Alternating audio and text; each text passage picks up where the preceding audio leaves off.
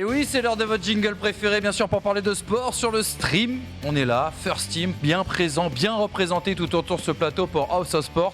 Votre heure et demie, on ne va parler que de sport, bien sûr, sur le stream. Et on est super content de vous retrouver, comme chaque lundi, après un week-end bien sportif, bien chargé. Les amis, la Dream Team, First Team est bien là. Pas de lancement foireux aujourd'hui. Monsieur Tom Dufan qui est bien présent. Salut Toto. Salut, je remarque surtout, t'as pas eu le temps de bosser ton intro. Non, pas du tout. Non, j'ai dit, aujourd'hui on perd pas de temps, il y a un énorme combat à débriefer. Christian est avec nous de Canal Plus Sport, spécialiste sport combat avec nous. Afrique. Salut. Afrique. Canal Plus Afrique, c'est vrai. International, messieurs. International. Non mais c'est vrai, tu sais que c'est seule chaîne sport sur le continent africain, paraît-il. C'est toujours le cas ou pas? C'est pas la seule chaîne sport sur le continent africain. Okay. Leader francophone plutôt. Leader sur effectivement l'Afrique francophone. D'accord. Monsieur Erwan Abotret. Leader sur l'Afrique francophone aussi. Aussi, également. Avec au-dessus du sel. On regarde en Afrique, on n'a pas de bien sûr. Et d'ailleurs, le pays où on est le plus regardé, au-delà des pays limitrophes à la France, c'est le Madagascar. D'accord. Toujours. Non, mais c'est pas une blague. C'est une bonne info. Ouais. J'allais parier, je te jure que. Non, mais parce que généralement tu me préviens. Quand tu me dis ça, c'est genre non, le prends pas au deuxième degré, gros, c'est pas une blague. Non, j'allais parier, c'est promis. Polo Horaire aussi également avec nous, qui ne parlera pas de sport d'hiver aujourd'hui. Non, pas ni de vélo d'ailleurs. Ni de vélo, mais. Non, on s'est battu, il a perdu, donc c'est le deal. Voilà, par contre, on était 3 sur lui. On n'a vraiment pas parlé de vélo. On a 6 mois tranquille là. Notre audience sait très bien que dans 2 semaines maintenant, il va y avoir les Jeux Olympiques d'hiver, donc on aura le temps d'en reparler. Ouais. Et c'est très bien aussi qu'à partir de mi-février, début mars, le vélo va reprendre. Les classiques. On va en parler beaucoup aussi sur cette antenne, poussée par mes soins. À savoir, bien sûr, toutes les semaines, vous l'aurez compris, les amis. Le petit point sommaire, bien sûr, les news, vous allez voir, il y aura du football, il y aura notamment du rugby, de la NFL, du handball avec un gros match qui nous attend ce soir. Également du WRC, parce que je suis là pour faire un peu de lobbying pour l'automobile, vous savez, la chose qui pollue, qui fait beaucoup de bruit, mais qui nous régale. Sébastien Lobbying, merci beaucoup. Jean Plaguin avec nous cet après-midi. Sébastien Ogéing, ça marche pas du tout. Ça marche pas. Et puis bien sûr, la perf de la semaine consacrée au tennis. 2 Français en quart de finale de l'Australian Open. Bravo. Ça, c'est quand même incroyable. Yes. C'est pour ça aussi que Tom Ciaravino, qui aime bien toujours mettre des petits pénaltys au tennis français, n'est pas là aujourd'hui, mais il reviendra pour le mot de Tom, ne vous inquiétez pas dans cette émission. Et puis le dossier de la semaine, bien sûr, le combat, l'UFC 270, le main event, Cyril Gane, Francis Ngannou, ça nous a régalé. On est resté qui a gagné, j'ai pas vu moi. S'il te plaît. Moi, j'ai pas eu le temps pour ces merdes, quoi. Il fallait rester éveillé. Alors c'est un horaire qui nous va très bien généralement. 4h du mat, on a un peu l'habitude avec les films, mais là je te cache pas que c'était quand même très très tard. Moi je vais être transparent, j'ai attendu le lendemain matin sans me faire spoiler. C'était pas 4h du mat, 4h non, début de la nuit. C'était 6h, Comme pour tes sport de combat, tu peux toujours avoir sur le début là, tu sais. J'ai tenté de regarder moi en live, il y avait Green Bay San Francisco, donc ça devait m'amener jusque-là. Je me suis effondré à la fin du match. Ça ne t'a pas amené en voyant que ça m'a pas du tout amené jusque-là. J'ai regardé le lendemain matin. Wrong way. Voilà pour le programme, les amis. Et le quiz, aujourd'hui, ce sera blind test. Ah, là, tu sais que là, alors je m'inscris comme un grand favori, je te le dis tout de suite. Je sais. C'est la variété française, oui, effectivement, il va gagner. Non, mais il y a quand même un thème avec le sport. Hein. On va pas tout de suite partir sur autre chose, bien évidemment. Vous voyez le premier truc, François. Aucun sens. Aucun sens par rapport à notre spécialité, bien évidemment. Allez, on perd pas de temps, les news. Qu'est-ce que vous avez retenu justement de l'actualité sportive de ce week-end? On en parle tout de suite.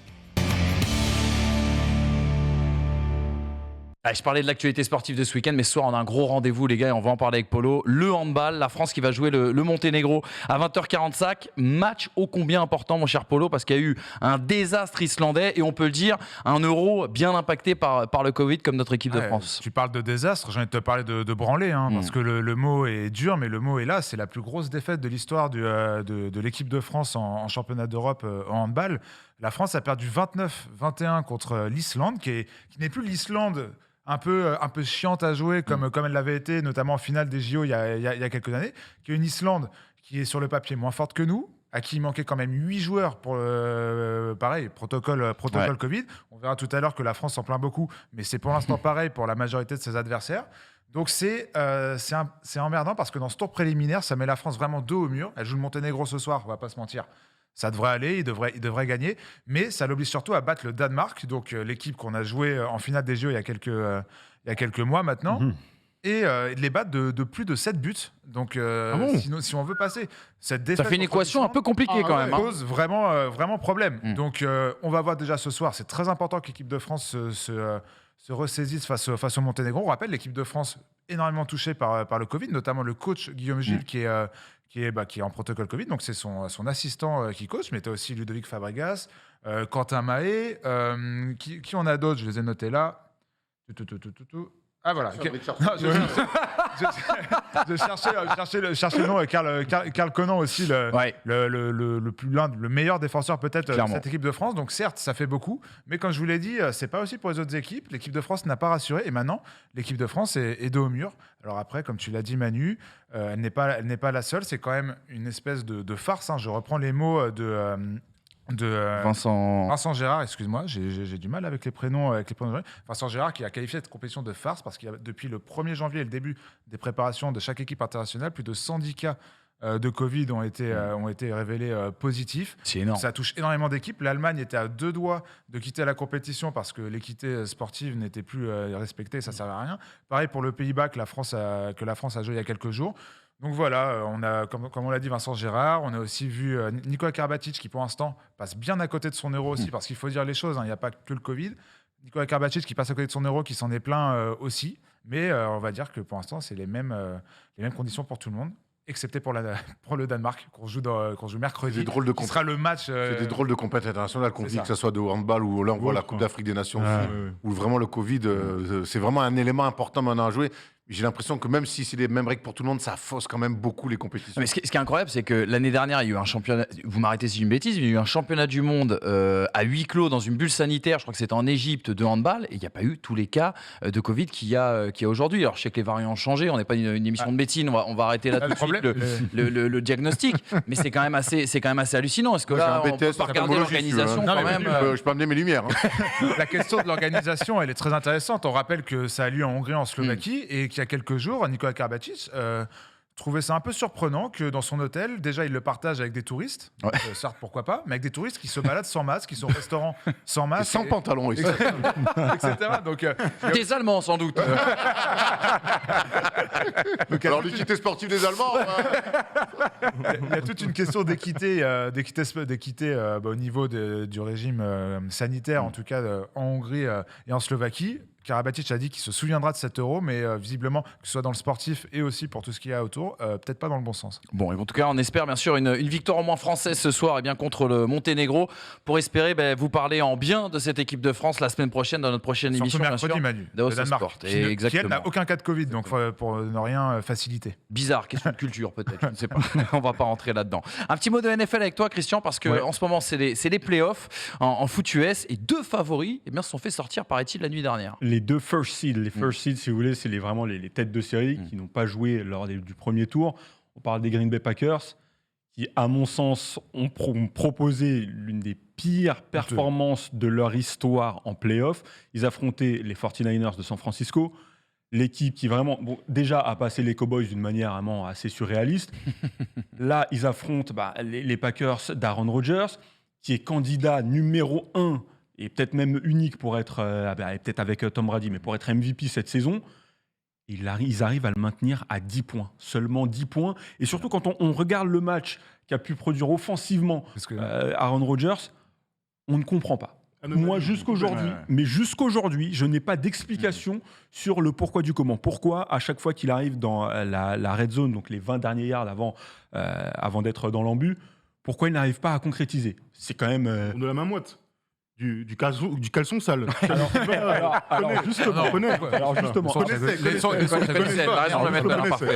Depuis samedi soir, depuis la nuit de samedi à dimanche, il y a beaucoup... Il porte des couches.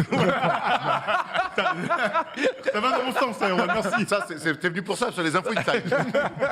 Alors, c'est pas exactement ça, mais si vous voulez, l'histoire d'Aaron Rodgers sur toute la durée de sa carrière, c'est que jusqu'à son premier titre, enfin son unique titre même de champion NFL en 2011, on savait que c'était un très bon quarterback, mais il n'était pas forcément attendu.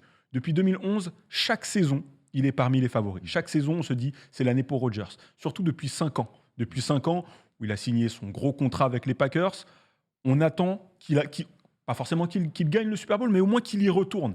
Et il n'y arrive pas. Et à chaque fois, sur les rencontres décisives, il n'y arrive pas. Il y a une faille mentale. Il y a parfois des erreurs tactiques. La saison dernière, en tout cas, c'est une grosse erreur tactique qui l'empêche d'aller au Super Bowl.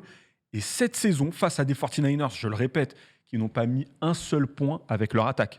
Parce qu'ils marquent 13 points, les 49ers, mais pas un seul avec leur attaque. C'est non, c'est très très grave. Ce qu'on a vu, c'est La meilleure attaque, c'est la défense. Ben ouais. Et face à ces 49ers-là, de voir Aaron Rodgers, qui, je le rappelle, est un des meilleurs joueurs de l'histoire de la NFL, échouer de cette manière-là, vraiment, moi, j'étais personnellement très déçu, parce que moi, je l'avais mis en favori pour aller gagner le Super Bowl. Les Packers ont fait une très très belle saison régulière. Foirer ton bracket, quoi, tu peux le dire. Totalement, hein, voilà. Mais les 49ers avaient déjà fait foirer mon bracket le tour d'avant, donc voilà. Mais en tout cas, très très déçu. Et de l'autre côté, les Titans, malheureusement pour eux, c'est la faute d'un homme. C'est la faute d'un homme, là encore, le quarterback Ryan Tannehill, qui, la défense fait un super boulot. Il stoppe l'armada offensive des Bengals de Cincinnati. Il sac 9 fois. Ouais, et il sac 9 fois Joe Burrow. 9 fois. C'est une rixe de barre. Ouais. Drôle de soirée, ouais. C'est ça qui te laisse passer, hein, pas moi. Il y a des pots de pain sur la ligne offensive. Quand tu fais ça que 9 fois, tu dis quoi? Tes gars devant, ça me fait penser au film, le film avec Al Pacino. L'Enfer du dimanche. Quand justement, ça, Jamie Foxx, On te lâche, quoi. ça ligne avant parce qu'il fait trop le malin, il le lâche complètement. Et il se fait saquer. Alors, avant le début du match, c'était une des intrigues. On savait que la ligne offensive des Bengals n'était pas forcément la plus à même de stopper le front fort, donc les 4 qui sont les premiers défenseurs pour les Titans. On savait que ce serait une soirée difficile pour Joe Burrow, mais il a réussi à s'en sortir parce qu'il a des super receveurs et il a cette capacité à pouvoir les trouver rapidement après des très courts délais de réflexion pour trouver de très bonnes passes. Mais en face, offensivement, Ryan Tannehill, il a vraiment, on peut le dire, il a vendu le match. Il a le meilleur running back de la ligue. Il a 2 des 10 meilleurs receveurs de la ligue. Et il a été catastrophique. Derrick Henry, qui est un des meilleurs running backs de la ligue, faisait son retour sur ce match de playoff parce qu'il a raté la fin de saison. Tout portait à croire que vraiment les Titans, qui ont déjà la voie royale pour vraiment, dans une conférence qui est un peu plus faible cette saison, ils ont la voie royale pour aller au Super Bowl. C'est une équipe qui a été construite pour ça sur plusieurs saisons par le coach Mike Vrabel. Mais la faute d'un joueur. Un seul joueur, et en plus, sur la toute fin du match, il se fait intercepter. Évidemment, Joe Burrow, il ne faut pas lui donner ce type d'opportunité-là. Je vois que tu te moques de mon accent, c'est pas très sympathique. Non, pas du tout, de la situation que tu es en train de décrire. Parce que moi, je vais te dire que l'accent anglais, ou même américain, tu me le demanderas pas.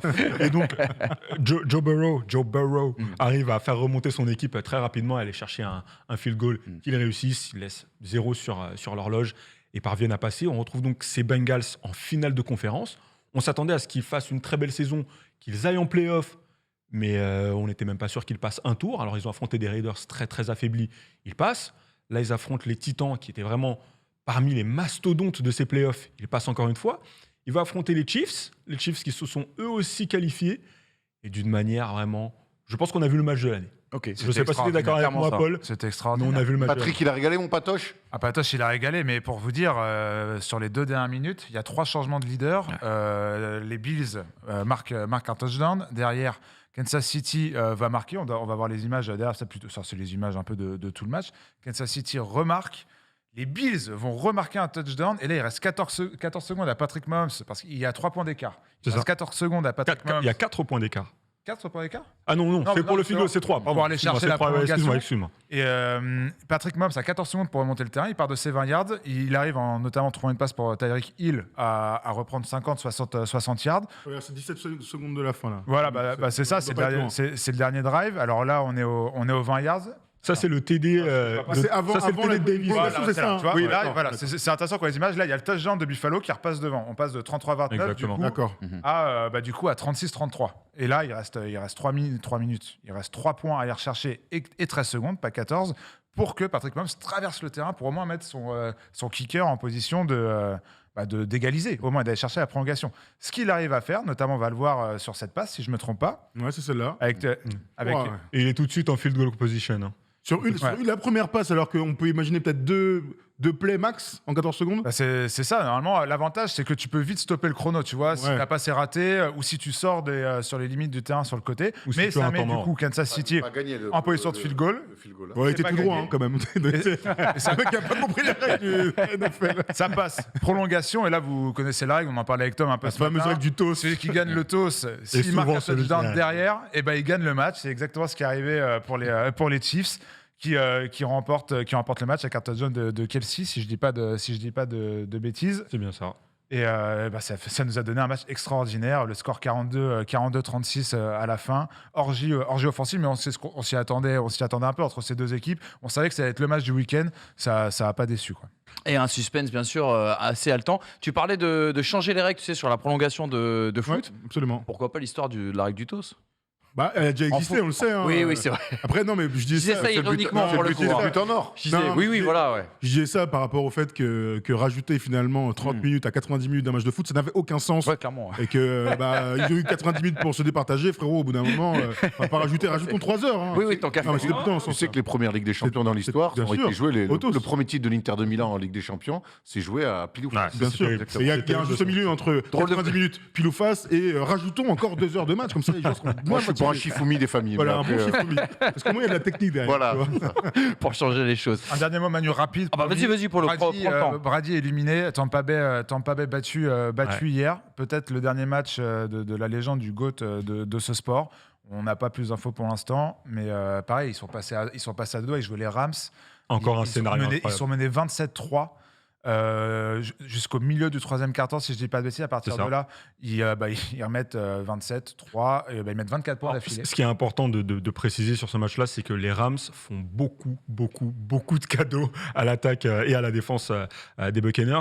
Et sur ce qui me fait beaucoup de peine, moi, sur l'après-match, donc après l'élimination des Buccaneers, c'est que pour la première fois depuis 2000, donc son entrée dans la NFL, il n'est pas sûr de revenir. Il a dit très clairement, il va falloir que je réfléchisse, alors que la saison dernière, et même la saison d'avant, surtout sa dernière saison avec les Patriots, où on commençait déjà à parler un petit peu de retraite, il avait été très clair, il disait, voilà, je vais revenir, par contre, je ne sais pas où. Et là, on a vu qu'il a atterri à Tampa Bay. Là, pour la première fois, il a dit très clairement en conférence de presse, je ne sais pas, je vais prendre le temps de la réflexion. Moi, très honnêtement, moi, ça me brise le cœur de savoir qu'il va potentiellement... Il faut bien qu'il aille tranquillement se reposer, notre ami. Mais il a une équipe pour jouer le titre, hein, donc. Après, Le tu sais, souci, il y a le que- challenge de partir, t'es champion direct, donc tant mieux. Mais du coup, ton challenge de la suite, si tu fais pas le doublé.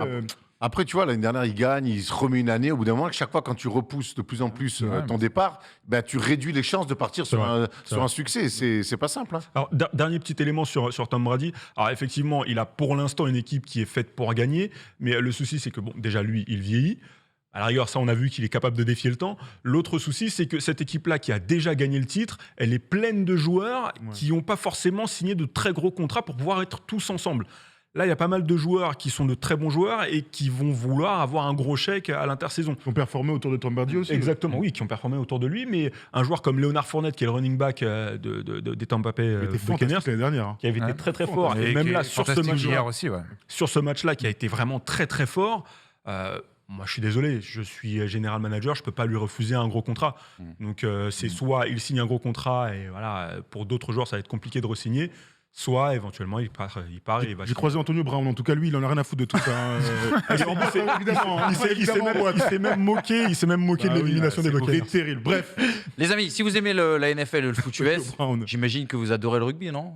Non, pas vraiment. C'est bizarre. Tiens, ça met tout de suite un froid quand on pose ce genre Moyen. de questions. Bizarre. Moyen. Bizarre. C'est presque pour la le vanne. ballon, t'as raison. C'était pour la t'as vanne. raison. C'était pour la vanne. Je sais très bien, mais on va quand Vous même aimez parler. vous adorez le football australien. On peut tout de suite, Ça reste le rugby avec les passes en avant, hein, le foot US, hein. Non, mais j'ai vu tout de suite vos fronts se plisser. Non, mais moi, j'aime beaucoup le en rugby, mode, attention. je sais que t'aimes beaucoup le rugby. Malheureusement, on va surtout parler d'un cas de plusieurs cas de Covid, puisque vous le savez, c'était Coupe d'Europe de rugby ce week-end et Toulouse devait recevoir Cardiff. Le Stade Toulousain, on le rappelle, tenant du titre qui s'est quand même qualifié. Alors, il y a eu un énorme souci, c'est qu'il y avait beaucoup de cas de Covid au sein du vestiaire du Stade Toulousain. Et du coup, le PCR, rien à voir avec ce qu'on se met bien sûr dans le nez, c'est l'organisme qui organise notamment toutes les compétitions européennes. L'apostrophe EPCR, quoi. C'est le PCR, c'est ça, exactement.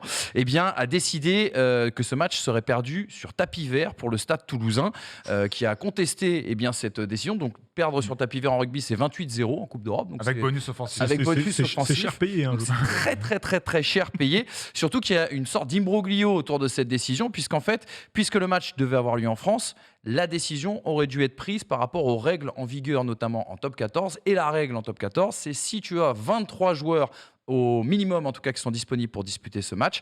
Dans ces cas-là, on joue le match, il n'y a pas de défaite sur tapis vert. Et 23 joueurs, 6 avant et 15 professionnels dans l'équipe. Exactement, tu as raison de le préciser.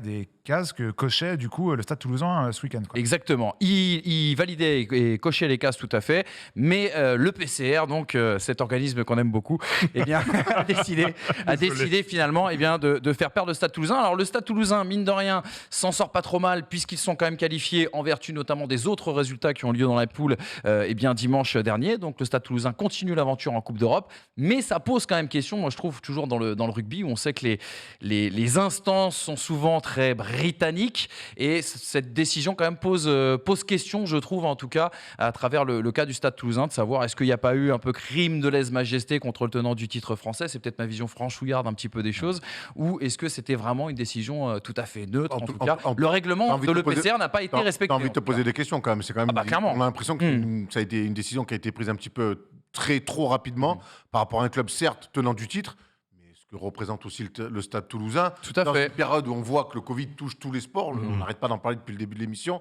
Tu as raison, quoi. C'est Michel Simès qui aurait pu présenter House of Sport aujourd'hui. Il n'était pas disponible. C'est vrai que dans des cas, c'est son frère qui est là-haut et qui se gare en plus comme un chien. Donc, moi, le message est passé. Thomas, non mais c'est vrai, la dernière fois, il a bloqué Thomas. Donc, au bout d'un moment, il a mis son scooter devant la voiture. C'est la dernière fois, frérot, parce qu'on sait où tu travailles. Hein, donc, non mais voilà, c'est vrai que... On est au courant de ce qui se passe en ce moment. Il prend une décision aussi radicale autour d'un club aussi historique, mais d'ailleurs ça peut marcher pour tous les autres clubs. C'est assez curieux. Exactement. Je rappelle la justification c'est le CPR. Hein. J'ai dit le PCR depuis tout à l'heure, c'est le CPR. Quand tu es sur PCR, tu perds le goal average. Tu prends donc l'équipe en face a bonus offensif et tu perds 28-0. C'est ça. Et il n'y a pas une histoire de goal average. On sait qu'au foot, des fois, quand tu es forfait ou tu perds sur tapis vert, non mais au foot, par exemple, il t'enlève le goal average. Si goal average particulier doit y avoir. Au foot, il y a surtout les reports. Ah oui. C'est-à-dire que si un match peut pas se. Si au foot tu perds sur tapis vert. Ah pardon, excuse-moi. Tu perds le goal average. Oui, d'accord. C'est 3-0 sur tapis vert. Goal average. Manolo, EPCR, Européen Professionnel Club Rugby. Merci. Il y a une lettre presse. Merci Polo. Mais c'était pour la vanne en fait. On avait trop envie de la faire. Donc le PCR a dit que le nombre de cas était trop significatif et représentait un risque trop important. En tout cas, voilà, le mal, pas trop de mal pour le Stade français, Stade Toulousain, pardon, le Stade français, c'est pas tout à fait le cas, qui continue bien sûr dans cette compétition. Erwan, avec toi, on va parler de basket. Deux news. La première, un match que tu as commenté hier avec Steph Brun. Ça se passait bien sûr sur la plateforme MCS, où on peut retrouver First Team bien sûr toutes les semaines. Et c'est un classico. Je me suis fait mon premier classico en tant que commentateur sportif. Bravo, et honnêtement, je me suis fait kiffer. J'ai eu la chance de faire ça avec Stephen Brun. C'était le Real Madrid, leader de Liga Handesa et leader en Euroleague, qui recevait le FC Barcelone évidemment. Et le Real était presque un petit peu favori au vu du bilan, mais au vu aussi de la fin et du début d'année. Et à domicile, bien sûr. Et à domicile, donc ça changeait beaucoup de choses. Mais Barcelone est venu faire un coup tactique monstrueux, notamment avec Sarunas Jasukevicius, le coach qu'on voit parler à ses joueurs au fond là-bas. Là, c'est Edith Tavares qui est au dunk, mais vraiment victoire donc du Barça 85-75. Et on a vu tout ce qu'on adore dans le basket espagnol et dans le basket européen, c'est-à-dire que on a vu une équipe de Barcelone venir faire exactement ce qu'ils avaient prévu de faire, même si un certain Brandon Davis a un peu pété les plombs sur la fin en prenant des tirs très rapidement en contre-attaque et en relançant un petit peu Madrid. Mais voilà, on parle beaucoup de NBA, nous les premiers chez First Team, mais en Europe, il y a quand même un basket de très très haut niveau et voir des derbys comme ça, enfin des classicos comme ça, du basket de très très haut niveau. Il y avait des Français, ils n'ont pas spécialement brillé, à l'image de Thomas Hurtel derrière. Garchonia Bouzila a été aussi plutôt bien défendu. Vincent Poirier un petit peu en difficulté sur sa attaque sans lit, mais très beau beaucoup de tactique et super victoire du FC Barcelone. Donc voilà, c'est le basket qu'on aime avoir sur MCS Basket. Et là, c'est la belle passe de Nicolas Lavrotilova. Non, Laprovitola. Dimanche prochain, on se refait un derby. Cette fois, ça sera en Turquie avec Istanbul et c'est le Fener qui rencontrera l'Anadolu. Ah, c'est énorme ça. Ça va être chaud, ça va être bon. Encore une belle ambiance, on peut imaginer. Tu te souviens, Erwan, on parlait des intérieurs. Je t'avais dit Sanli va faire une vraie différence dans tout ça. Bon. Il avait été fantastique. Oui. On parlait du côté athlétique et peut-être du meilleur secteur intérieur d'Europe. Sanli a clairement été le meilleur joueur de tous les intérieurs. En fait, Eddy Tavares, qui fait 2m22, leur a posé énormément de problèmes en première mi-temps. Qu'est-ce qu'ils ont fait? Ils l'ont amené au large. Voilà. Et des fois, ça a été compliqué. Donc, d'ailleurs, Pablo Lasso a sorti complètement. Un peu longtemps, finalement. Tavares, il a fait ce choix-là de répondre au small ball, je m'entends, mais de jouer plus petit avec Vincent Poirier notamment pour contrer le jeu intérieur de Barcelone. Ça n'a pas vraiment marché. Donc voilà, en tout cas, tactiquement, on a vu un beau match côté Barcelone. Et Barcelone, mine de rien, qui mène 2-0 dans les confrontations directes. Ils s'étaient imposés en Euroleague le 10 décembre dernier à Barcelone. Cette fois, ils vont gagner à Madrid. Madrid est premier, mais psychologiquement, Barcelone a pris un vrai avantage. On nous pose la question dans le chat, est-ce que c'est un club omnisport? Sachez que en Europe, en fait, il n'y a qu'en Europe, il n'y a que en France où il n'y a pas de club omnisport. Allez, Monaco, je l'enlève évidemment. Mais et quoi? La CBB. Non, mais les grands clubs, je veux dire en Europe. Barça, Real évidemment, Fener aussi, le Bayern Munich maintenant, le CSK Moscou, tous ces grands clubs d'Europe. Je dois en oublier, Maccabi Tel Aviv. Oui, le PSG. Bon. Fut un temps.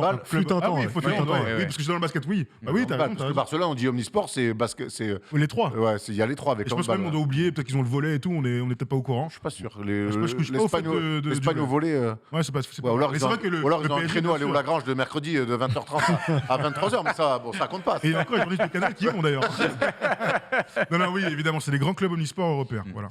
On retourne aux États-Unis parce qu'il y avait de la NCAA chez les filles. Il y a un record est tombé. On va parler des filles un petit peu. On parle pas assez souvent des filles au basket. Et Dieu sait que le basket féminin est en train de prendre un essor incroyable. On voit de plus en plus d'actions incroyables, des highlights folles, des filles qui dunkent et des filles qui mettent aussi des cartons. Et c'est notre ami Ayokali, qui n'a rien à voir avec Sharon Lee évidemment, qui a mis 61 points, 23 sur 30 au tir, 12 rebonds pour elle. Donc c'est l'intérieur d'Oklahoma State qui a fait ce carton dans le derby face à Oklahoma, victoire assez large. Kansas State, Oklahoma. De Kansas State, voilà, de Kansas State. Elle a mis c'est incroyable cette fille en plus qui tourne à 23 points et 10 rebonds de moyenne, qui avait mis 43 points lors du dernier match. Retenez bien ce nom, Ayokali. Je pense qu'on va rapidement la voir avec Team USA et en WNBA. C'est pas rien de mettre 61 points. Elle a battu le record détenu par deux femmes qui étaient Cindy Brown en 87 et Rachel Braham en 2016, qui était de 60 points. Donc, elle a mis 61 points et elle sort en plus à 2 minutes 37 de la fin. Elle aurait pu, pourquoi pas, atteindre la barre mythique des 70 pions. Bravo, madame. Et en plus, elle joue intérieur, tu vois. C'est pas, elle n'a pas pris une crise à 3 points. Okay. Et mettre 60 points quand on joue intérieur, mettre des cartons quand on est intérieur, c'est-à-dire que c'est que des paniers à 2 points, c'est beaucoup dans la technique. On a une pensée forcément pour la nana au marquage en face qui a dû passer une sacrée belle soirée et rentrer chez elle. Regarde, t'as les images, elle souffre terrible. Hein. Après, elle fait 2 mètres, la fille, comme ça. Donc c'est plus de position, impeccable, elle est à droite. Elle a des bonnes mains, oui. On pense aux filles d'Oklahoma qui ont dû passer une petite nuit derrière. Petite question pour toi, très rapidement. Du coup, est-ce que ça pose pas question tout de même sur le niveau réel à des filles en NCAA? Chez les garçons, il y a parfois des écarts de niveau qui sont terribles. C'est la même chose chez les filles. C'est pareil, là on a quand même affaire à 2 programmes plutôt. Alors je sais que chez les filles, j'ai pas toutes les qualités des programmes. Oklahoma, Kansas State, c'est quand même 2 programmes plutôt qui se tiennent. Maintenant, au State, on voit toujours des cartons. Ouais. Donc il y a toujours comme ça des cartons qui sortent de temps en temps. Là, 61 points, c'est monstrueux chez les filles. Rare. Elle tourne quand même à 23 points et elle n'est pas à 45 points par match. Ouais. Après, je pense qu'elle était peut-être dans un grand soir. Les filles en face, elles étaient peut-être sous-dimensionnées. Il y a peut-être des absentes pour Covid. Je n'ai pas non plus toutes les infos. Moi, quand je vois qu'elle tourne à 23 et 10, je me dis, voilà, elle domine, mais on n'est pas non plus sur quelqu'un qui en met 40 tous les soirs. 23 et 10, c'est beaucoup chez les filles. Après, il y a toujours ce truc que les filles font des cursus complets et que celles qui dominent en NCAA, quand elles arrivent en WNBA, elles dominent aussi. Ouais. Donc, j'imagine que contre des meufs de 18 ans, elles les démontent complètement. Il fait bien de le dire qu'il y a des écarts des fois NCAA, garçons ou filles d'ailleurs, parce qu'entre des équipes jeunes, les mecs ils arrivent, ils ont 18 ans, ils sortent de high school, tu chopes une équipe où les mecs sont en fin de cursus, ils ont 22 ou 23 ans. Ouais. Et là, à cet âge-là, entre 18 et 23, c'est un enfant presque fini contre un adulte qui, lui, et là, tu ramasses. Mais bon, bref, c'était l'occasion de parler du basket féminin. 61 points, avantage départemental, NC, ce que tu veux. Bravo, madame. Exactement, bravo madame et bravo, bravo First Team quand même. Ah bon? Je voulais vous le dire de vive voix les gars parce que vous traitez toujours aussi bien la NBA, mais il y a de plus en plus de basket européen à côté. Maintenant on parle aussi également des filles, bravo, félicitations les gars. Ah, mais C'est gentil, merci. Attends, on est quand même médaille de bronze aux Jeux Olympiques aussi. Non mais je sais. Ouais. Les filles, tu veux dire? Chez les filles, ouais. Ouais, exactement. On l'oublie C'est très presque important. parce que les garçons nous ont régalé. Mais... C'est vrai, t'as raison, c'est passé à l'as. Parlons un peu de foot, Tom. Ouais. Dans 3 semaines, Aïe, aïe, aïe. le PSG va retrouver le Real Madrid. Et je voulais qu'on fasse un petit point avec toi des news. C'est sorti tout Il est seul. sorti tout seul. Je suis désolé, les gars. Je crois qu'il a le jogging du Real, apparemment. Comme un bon supporter de Marseillais. Le syndrome Gilles de la Tourette, bien sûr. Tom, parle-nous un petit peu, parce que j'imagine que tu as regardé la victoire du Paris Saint-Germain contre le Stade de Reims, c'était ce week-end. J'imagine que tu as vu ce qui s'est passé du côté du Real et il y a un point d'interrogation autour de Karim Benzema. Donne-nous un peu toutes les infos. Absolument, j'ai regardé 2 matchs du Real contre Elche cette semaine, donc ça tombe bien, on va en parler. Commençons par le club espagnol, si tu veux bien. Oui, tu disais, le allez-y. 15 février, c'est donc le premier match, le match aller de ces 8e de finale entre le Real et le PSG. Et Real a joué cette semaine en 8e de finale de la Coupe du Roi. Karim Benzema a été sur le côté. C'était l'occasion de revoir Eden Hazard. Ouais, c'est la c'est vrai. première bonne news côté Real. Il est rentré en prolongation où il a marqué un beau but. Ils se sont qualifiés 2-1 contre Elche. Il retrouvait Elche. On croirait que c'est un back-to-back NBA. Ce dimanche, cette fois-ci, c'était au Bernabeu. Et donc, eh bien, c'était l'occasion de revoir Karim Benzema. Belle journée pour Karim Benzema. Alors sachez déjà que On a retrouvé le ballon. il rate un péno. Il rate un péno, le Real est mené 2-0. Donc ça commence mal. Tout va bien. Derrière, il se blesse aux ischios. Et ça, c'est plus problématique pour les fans du Real qui sont très nombreux en France, on le sait. Finalement, le Real arrive à s'en sortir. Un péno de Modric, ils égalisent sur un centre de Vinicius là, à toute fin, 2-2. Bon, tu penses que c'est plutôt positif finalement comme résultat. Karim Benzema rentre chez lui, cambriolé. Ça, c'est les dimanches qu'on aime, ça. c'est Dimanche qu'on aime. la loi Donc, des séries. la loi des séries, absolument. Donc, pour rester sur le sportif, au-delà de ce résultat, ce match nul contre Elche, on s'en fiche un peu. Karim Benzema, donc, problème aux ischios, et on sait combien les problèmes musculaires peuvent être compliqués à se régler. Donc, on va voir, on aura plus d'infos Dur d'avoir une aujourd'hui ou estimation, demain. on peut le dire. Absolument. On peut imaginer, honnêtement, que Karim Benzema ne participe pas à ce premier match contre le PSG. On va lui laisser le temps pour se refaire, mais normalement, les ischios, t'en as pour au moins 3 semaines. Parfois plus si c'est une liaison profonde. Donc, même s'il joue, est-ce qu'il est à 100%? On sait que c'est le meilleur joueur du Et Real. est-ce qu'on prend le risque aussi, quoi hein Aussi, absolument, même si le match retour est début mars, il y aura un peu de temps entre les deux, il n'empêche que c'est une énorme perte pour cette équipe du Real. Donc, On rappelle, Tom, si Karim Benzema ne joue pas ce match, c'est quoi les solutions sur le front de l'attaque du c'est Real Nikola Madrid? Jovic. Didier Tolo. Didier Tolo en numéro 1, Nikola Jovic qui joue à Megalex, mais qui est aussi l'attaquant remplaçant du Real, qui est... bref, et Mariano Diaz, qu'on a vu du côté de Lyon. Je pense que Karim Benzema, c'est mieux que ces deux-là. Qu'est-ce On qu'il se fait encore frotte. là-bas, Mariano? Je sais Il prend un énorme salaire. Il là-bas, il est prend un fidèle. énorme Mais en fait, salaire. Je pense qu'il doit avoir des vidéos, des cassettes, dossiers, c'est pas possible. Il est branle là-bas. Il est comme Kurzawa, il est fidèle. Je sais pas. Bon, en tout cas, voilà pour le Real. Donc c'est vraiment la tuile. Hein. Donc de bonnes Pour nouvelles eux. par rapport à ce que tu nous Voilà, dis. tout à fait, si on se place du côté du PSG, le PSG jouait dimanche soir contre le Stade de Reims avec écrit les noms en chinois, puisque c'était l'occasion de célébrer aussi les partenariats, les relations privilégiées entre le PSG et la Chine. On sait combien les Chinois adorent. Pardon? Luka Jovic. Luka Nikola Jovic, c'est le joueur de Oui, basket. oui, hein. Merci Tom, 10 minutes plus tard. Merci. Et donc oui, c'était l'occasion de célébrer. C'est Patrick Mahomes. l'ambassadeur. J'ai dit Patrice tout à l'heure. L'ambassadeur chinois était invité par Nasser. Le PSG donc joué, s'est fait, le stade de Reims a fait jeu égal pendant toute la première mi-temps. Événement, Marco Verratti a marqué un but. Oh, il a fait la une de l'équipe. Marco Van Basten. Marco Van Basten. Il a marqué vraiment. Ils ont vraiment fait ça. 4 ans en Ligue 1. Alors, ça ne valait en rien cette une. Ils se sont fait un kiff. Je pense qu'il y avait peut-être rien d'autre à raconter. Bon, ça les regarde. Mais Marco Verratti a donc surtout marqué un doublé, puisqu'après, il a marqué une frappe contrée par 2 Il n'y mètres. avait rien à raconter. Il y avait- Ils ont, avec les horaires, ils ont raté le Nganou Gann ça, de dimanche. ouais, bien sûr. Maintenant, Ouais, c'est dimanche, tu peux le mettre en une. Ah oui, Ah, bien sûr, bien Ah oui, sûr. bien sûr. Je sais pas. Non, Christian. Après, ce n'est que mon avis qui n'est forcément pas très objectif. Moi aussi, je pensais que ça allait faire ça. Si Cyril Gann avait gagné, il l'aurait mis, je suis sûr. Oui. Mais même en cas de défaite. Donc Marco Verratti, selon moi, Marco Van Basten, normal. Ah, mais moi, ça m'a choqué. sur un PSG, Moi, ça m'a choqué. On a tous été choqués, je pense, de voir ça. Sébastien Loeb, il a un petit bandeau. On parle d'un joueur de foot qui, en gros, fait son métier. Il marque des buts. Je ne suis pas du tout. Je ne vais pas du tout être désobligeant envers Verratti, mais. Il fait, c'est un match contre Reims. C'est un match du championnat, quoi. C'est un match du championnat. championnat. Surtout Marco Van Basten. Non, mais attendez, les gars. Et tu sais, moi, je l'ai pris comme un pied. Je l'ai pris comme un pied de nez. Je l'ai pris un peu comme un pied de nez parce qu'il y a beaucoup de journalistes, notamment foot, qui disent l'équipe en fait énormément avec Marco Verratti. Et je trouvais ça étonnant. En regardant cette une, tu dis là, t'attises un petit peu l'air. Enfin, c'est pas que t'attises l'air, mais tu veux voir sur papier. Ce qu'on te reproche, tu tombes en plein dedans. Donc je me demandais si c'était pas une réponse un peu sentie ironique, tu vois. Bon, en tout cas, pour la demande, toujours. Pour clore cette petite page parce que Verratti, c'est pas du tout le sujet intéressant de ce match. Non. Ce qui était plutôt intéressant, c'est de savoir que Sergio Ramos a joué 90 minutes, que le PSG n'a toujours pas mis en place sa défense à 3, ce qui est espéré de tous. Mais Sergio Ramos, en tout cas, a été très bon. Il a même marqué un but et on sent que le public attend ce gars-là comme le Messi parce que on se souvient il y a quelques jours, quelques le Messi, semaines. il attend encore. Je te le dis. Il est rentré. Il est rentré. Il est en protocole Covid. On rappelle, il a eu le Covid et il s'est bien remis. Depuis septembre, parce que là, parce que les règles en Argentine. Voilà, donc tout va bien pour le PSG. Ils n'auraient pas joué la Coupe d'Europe là-bas.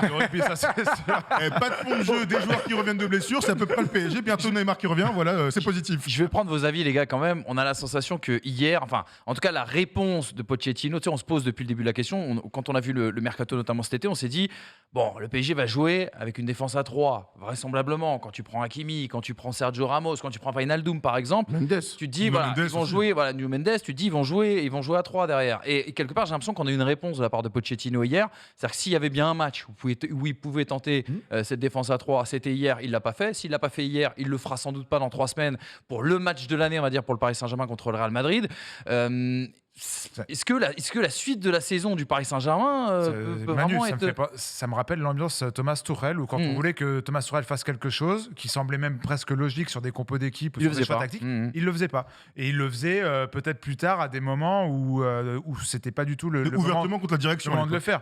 Et je me demande si aujourd'hui Mauricio Pochettino, avec la même direction, avec les mêmes protagonistes, on n'est pas là lui non plus. On rappelle qu'avec les rumeurs Zidane, etc., qu'il y a Leonardo et Nasser et tout le Qatar derrière.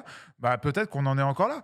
Cette année, la défense à 3, il l'a testé plusieurs fois sans Ramos, en fin de match, avec des joueurs qui ne sont pas du tout faits pour ça. Et même parfois, on avait vu des bris de choses qui auraient pu être intéressantes. Là, tu as une occasion en or, notamment avec tes 3 potentiels titulaires dans cette défense, de la tenter. Tu ne le fais pas. Pour moi, c'est un pied de nez, encore une fois, à la direction du PSG. En tout cas, je l'interprète comme ça. C'est comme ça que tu le vois. En tout cas, voilà, dans 3 semaines, donc, le Paris Saint-Germain qui retrouvera le Real Madrid. Et on aura l'occasion d'en parler sur ce plateau. Les gars, dans quelques instants, on va parler de la perf de week-end. La perf du week-end pour First Team, pour House of Sport et sa superbe équipe d'éditorialistes, bien sûr, très talentueux. Journaliste ou éditorialiste? Les deux. Manu, on a dit que l'augmentation, c'était non. Donc t'arrêtes tes pirouettes. A décidé, les amis, de parler de tennis dans la perf de la semaine. Mais je vous l'ai dit, je représente le lobby du moteur qui pue et qui fait du bruit. Et bien sûr, je voulais quand même parler de ce qui était pour moi la perf de ce week-end. C'est Sébastien Loeb qui a remporté son 80e rallye, juste ça, bien sûr, au Monte-Carlo. Devant Ogier. Devant Sébastien Ogier. Toute sa vie, en fait. Voilà, exactement. Et c'est quand même assez incroyable. Sébastien Loeb, on m'a fait la blague ce matin, qui était venu avec sa maman, vraisemblablement, pour récupérer son trophée. Je rigole, c'est bien sûr sa nouvelle copilote. C'était horrible. On me l'a fait ce matin, j'ai rigolé, je me suis dit, je vais la reprendre pour cet après, mais non, finalement, elle marche absolument pas. Sébastien Loeb, donc, alors ça, c'est quand même un truc incroyable. Sébastien Loeb, il est prévu qu'il dispute qu'un seul rallye cette année, le mythique Monte-Carlo. Sébastien Ogier, le champion du monde sortant, qui va passer sur circuit aussi également cette saison, devait en disputer un seul, le rallye Monte-Carlo. Ils se sont tirés la bourre tout le week-end. C'était absolument magnifique sur un rallye en plus qui a cette image mythique, mais qui est un rallye qui est très très très difficile. Et malheureusement, à l'avant-dernière spéciale, Sébastien Ogier a crevé. Sébastien Loeb en a profité pour passer devant. C'est quand même incroyable, c'est que ces deux mecs-là, dont Sébastien Loeb qui a quand même 47 ans, ne l'oublions pas, ont tapé tout le plateau WRC 2022. Les mecs sont venus pour Ça un pose rallye. d'ailleurs question. Non, mais c'est ça, tu vois. Là, ça pose vraiment question. Là, ça pose vraiment 2022 question. depuis 15 ans. hein. Et depuis 15 ans, bien sûr. C'est vrai qu'ils ont pris chacun tous les titres depuis 15 ans, les Mais mecs. c'est quand même incroyable. Ils ont tapé tout le plateau, ils font un rallye, ils vont rentrer chez eux et quelque part, on se demande si cette saison 2022 va vraiment être si excitante que ça. Surtout quand on sait qu'ils seront absents. Alors à la fin du rallye, ils ont été questionnés parce que tout le monde est excité de se dire non mais on a envie de revoir Bien sûr. un Loeb Logique. Ogier face à face. Ah oui. Ogier a dit moi je reviens pas avant Monte Carlo de l'année prochaine. On s'est dit mince, C'est clair. c'est dommage. Et Loeb a dit bah si tu reviens pourquoi pas, je veux bien t'accorder une revanche et qu'on se la rejoue. Ils sont pas très one potes, on one. non? Alors à la base hier bizarrement ils avaient l'air assez détendus entre C'est eux. la question que j'avais posée parce que Et je les vois voilà. super copains derrière aussi. Hier, ils avaient l'air assez détendus. On se rappelle qu'ils n'étaient pas très potes parce que justement, lorsqu'Ogier arrive en WRC, il était chez Citroën. Citroën qui était la maison de Sébastien Loeb et qu'il avait reproché notamment à Citroën de donner trop de pouvoir à Sébastien Loeb. Il avait donc quitté Citroën à ce moment-là pour prendre sa liberté et il y avait cette rivalité véritablement entre les deux. Maintenant, il y a un truc qui est étonnant, c'est que Sébastien Ogier n'est qu'à un titre. Il a 8 titres, Ouais. Loeb en a 9. Il n'est qu'à un titre de Sébastien Loeb et Sébastien Ogier a décidé sur son 8e titre de quitter le WRC et non pas d'aller chercher le record de son ennemi. Donc je sais pas, est-ce que ça nous offre Ouais, peut-être étonnant. Ouais.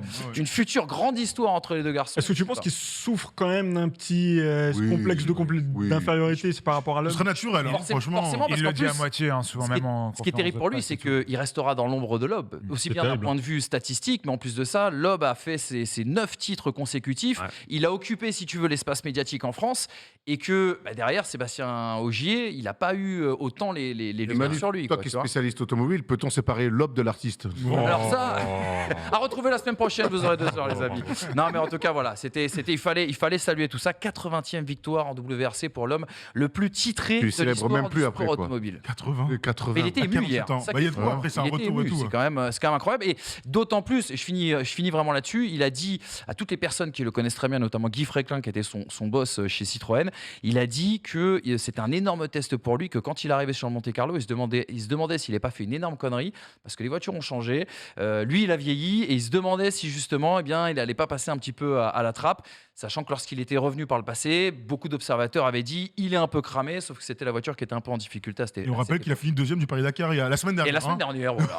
petit quel genre de début vie, ça d'année pour Sébastien Loeb. C'est En fou. tout cas, c'est absolument exceptionnel. La vraie perf du week-end, pour nous tous, bien sûr, c'est ce qui est en train de se passer du côté de l'Open d'Australie. On en parle tout de suite. Page tennis dans la perf de la semaine. Et on a oublié l'image de la semaine, les gars. Ça, c'est quand même, maîtrise du conducteur, 0 sur 20 aujourd'hui. J'irai voir ma note dans l'équipe. C'est relou de ne pas maîtriser un conducteur quand tu nous fais l'éloge de Sébastien Loeb et de, C'est vrai. et de Sébastien Ogier. À un moment donné, frérot, revois tes priorités. hein. C'est un bon week-end, quoi. Tu vas l'air particulièrement en forme. Juste avant de parler de la perf de la semaine, l'image, bien sûr, du week-end. Moi, je voulais que ce soit les commentaires de Tom Ciaravino sur US Orléans, US aurait Boulogne été Côte mérité. d'Opale. Ah ouais, Ça aurait été ouais. mérité. On aurait dû le mettre. Mais on va s'intéresser aux supporters de Magdebourg, qui est bien. Regardez, on donnait quelques indications. C'est sur un penalty, je crois, il me semble. Si C'est un je dis pas de corner, c'est un bêtises, sur corner, mais pardon, surtout une excuse-moi. énorme vanne parce que l'équipe n'avait pas marqué depuis 5 matchs. Et donc ils se sont dit on va aider, alors ça a quelques années évidemment, c'est pour la blague, mais ils se sont dit on va aider nos gars, regarde comme ça pousse là, ça fait bande de poissons là, tu sais, bande de saumon, mais c'est une super idée pour se foutre un peu de la gueule de l'équipe qui joue à domicile. Voilà. C'est et assez exceptionnel et c'est vrai qu'on est triste de ne pas pouvoir vous proposer un but incroyable en national. Il n'y en a pas souvent. C'est la chance du débutant et Tom nous a fait ça. Un but. Oh quel but! Oh Voilà. quel but! Le top but! Voilà. Oh, le top but! Nicolas Saint-Ruf, pour ne pas le citer, et on a eu un Tom do Brasil au micro, c'était vraiment assez impressionnant. La perf de la semaine, on y retourne, on n'a pas besoin de remettre le jingle. C'est pour moi, bien sûr, les amis. Demain, ce sera Happy Hour, bien sûr, pour les Français. T'as vu, j'ai pas un accent anglais vraiment merdique. À l'Open Un d'Australie. petit effort, effectivement. Bon, je ne vais pas juger. Je ne vais pas avec un accent et dans la merde. Hein. Non, c'est vrai.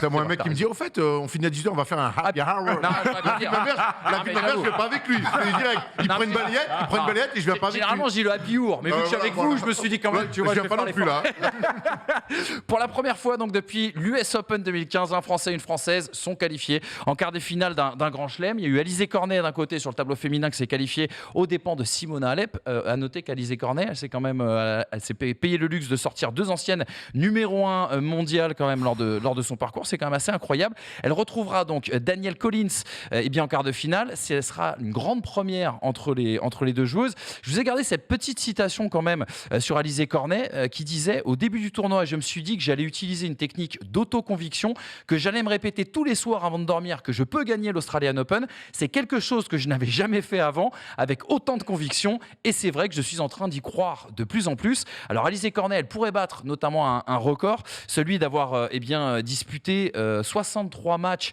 en Grand Chelem. Voilà, ça fait une longue carrière pour Alizé Cornet. Si elle va jusqu'en demi-finale, elle peut battre notamment ce record. Et ce qui est assez dingue, pourquoi je vous ai gardé cette citation, c'est que la grande faiblesse d'Alizé Cornet dans sa carrière, ça a souvent été le mental. Ah bah et que, oui. voilà, tout ça pour rien, hein, bien évidemment. Et que justement, à l'entendre parler comme ça, on se dit, et pourquoi pas si elle pouvait bien sûr réaliser quelque chose. Parlons de Gaël Monfils, surtout parce que c'est le thème bien sûr de la perf de la semaine. 1 an après son énorme coup de blues et quelques semaines après sa victoire en 250 à Auckland, il va s'offrir un quart de finale de Grand Chelem. Ce sera demain contre Matteo Berrettini en night session du côté de l'Australie. Une nouvelle version vraiment de Gaël Monfils, et je voulais quand même vous lancer là-dessus avant qu'on aborde le grand thème bien sûr lié à Gaël Monfils. On voit un Monfils plus offensif, un Monfils qui met son physique au service d'un jeu qui va vers l'avant et pas uniquement au service bien sûr de son jeu de défense assez spectaculaire depuis le début de sa carrière. Un Monfils qui n'a pas perdu un set depuis le début du tournoi. C'est le seul quart de finaliste qui est dans ce cas-là. C'est quand même assez incroyable. Et on rappellera que son futur adversaire, Berrettini, a passé 5 heures de plus sur le court que Gaël Monfils depuis le début de ce tournoi. Berrettini 7e mondial, Monfils 20e mondial. Est-ce que vous y croyez pour Gaël Monfils, les gars ? J'ai l'impression qu'il se passe quelque chose. Au-delà du tennis, on sait que c'est un mec qui a du talent, mais plus que jamais, plus que dans n'importe quel autre sport, j'ai l'impression que le mental, c'est ce qui fait franchir des caps. Alors, il a 35 ans, Gaël Monfils, ça arrive très tard, mais j'ai l'impression qu'il a tellement touché le fond. On se souvient, on en avait parlé dans le South Sport, dans des émissions d'il y a un an et demi, je crois, en pleurs. Moi, je me souviens de lui en pleurs parce qu'il n'y arrivait pas et qu'il enchaînait des défaites. Il est revenu de ça. Et je pense que quand tu reviens de ça, que quelque part, tu vois la fin de ta carrière se rapprocher, il y a peut-être eu un déclic chez lui de se dire qu'est-ce que j'ai à perdre Qu'est-ce que j'ai à perdre aujourd'hui, quoi. Maintenant, prends du plaisir, c'est un peu des discours un peu à la con de coach de vie, là, comme c'est très à la mode. Mais parfois, ça marche. Et j'ai l'impression que pour lui, ça marche. Comme je vois le rapport qu'il a au public, qu'il le chambre, je vois comme en fait, tout glisse sur lui. Tous les trucs extérieurs qui arrivent et qui peuvent te rendre fou au tennis, et qui les ont tous rendus fous, les Français au tennis. Mais j'ai l'impression qu'aujourd'hui, il prend ça comme quelque chose de positif et qu'il arrive à sortir ça. Et aujourd'hui, je pense que jouer Monfils, même si Berrettini est un très bon joueur, 7e aujourd'hui, j'ai l'impression qu'aujourd'hui, prendre Monfils en ce moment, c'est vraiment pas un cadeau. Donc moi, je pense que Monfils, il peut le faire. Ouais. Toi, tu vas d'abord sur le mental. Moi, j'irais plutôt sur le physique. Les deux sont étroitement liés, il n'y a aucun doute. Souvent, on dit que si tu vas bien dans ta tête, tu te blesses moins facilement. Mais on peut dire aussi que si tu es au top physiquement, derrière, la tête suit. On aime bien dire, même nous... quand tête veut, corps veut. Voilà, merci Roger Lemaire. Ah oui, t'as raison. C'est Roger Lemaire. Oui, j'ai confondu avec Aimé. Non, l'accent... Non, t'as raison. C'est pas Socrate, en tout cas. Joueur de foot Socrates, ça. Bien sûr. Merci, Erwan. La confiture, gros. Moi, ce que je vois, c'est que Gaël Monfils, il est au top de sa forme. On l'avait senti en début d'année, en gagnant ce tournoi, tu as raison. Je vois un gars qui est en pleine possession de ses moyens physiques, et donc ça rejaillit directement sur son jeu et sur son mental. Tu vois, alors, il faudrait voir avec lui comment il voit les choses, mais moi je dirais plutôt que ce mec-là, qui est l'un des plus grands athlètes de l'histoire du tennis, on aime le dire, ses qualités physiques, ses longs segments, son coffre, lui ont toujours permis de nous régaler, puisqu'il a aussi ce côté fantaisiste qu'on aime beaucoup. Clairement. Mais si ce gars est au top de sa forme, son tennis va bien.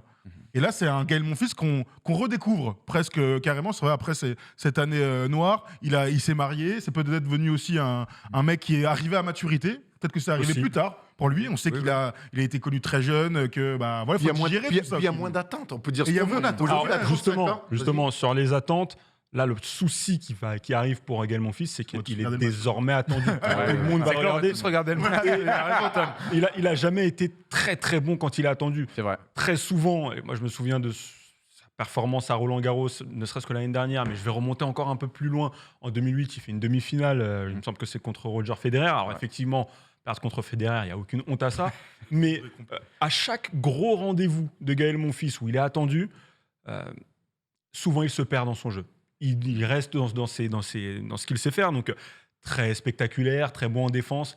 mais très souvent au cours du match, il se perd et il s'effondre totalement. Et la crainte aujourd'hui que j'ai pour lui, c'est qu'il répète cette erreur-là.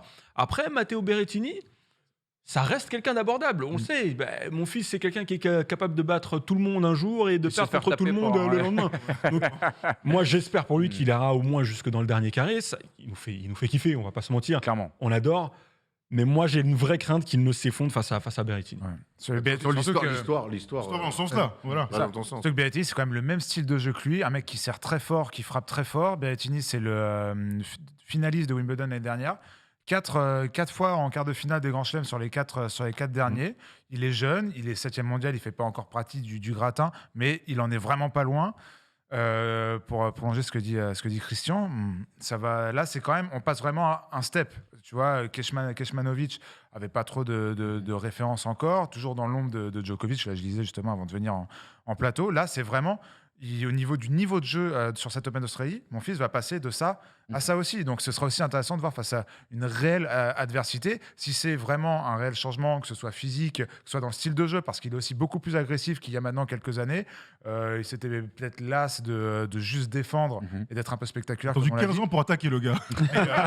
Mais son coach autrichien, je disais une interview qu'il lui demandait d'attaquer tout le temps, et même Gaël, je disais non, mais là, il faut quand même que j'aille un peu piano. Donc voilà, on verra si c'était vraiment un nouveau Gaël ou si finalement, il y a encore un vrai step d'écart avec le top 10 mondial. En tout cas, de ce que tu viens d'expliquer, il y a déjà un nouveau Gaël. C'est que très souvent, on avait dit que Gaël Monfils, le souci, c'est qu'il était un petit peu trop dans le choix, notamment de ses entraîneurs, dans la calinothérapie. C'est-à-dire, il choisissait des amis qui le mettaient peut-être pas forcément, qui le poussaient peut-être pas forcément toujours dans leur retranchement. Et tu l'as dit, il a réadapté son jeu avec son nouvel entraîneur, avec son nouveau matos aussi, on en avait parlé, avec ce nouvel équipementier qui l'accompagne, bien sûr, dans ses aventures. Je te rappelle que tu passes de Tefal à lui, il a fait l'inverse, hein, pour le coup. Lui, il a fait un peu l'inverse, pour le coup. On va pas citer la marque, mais...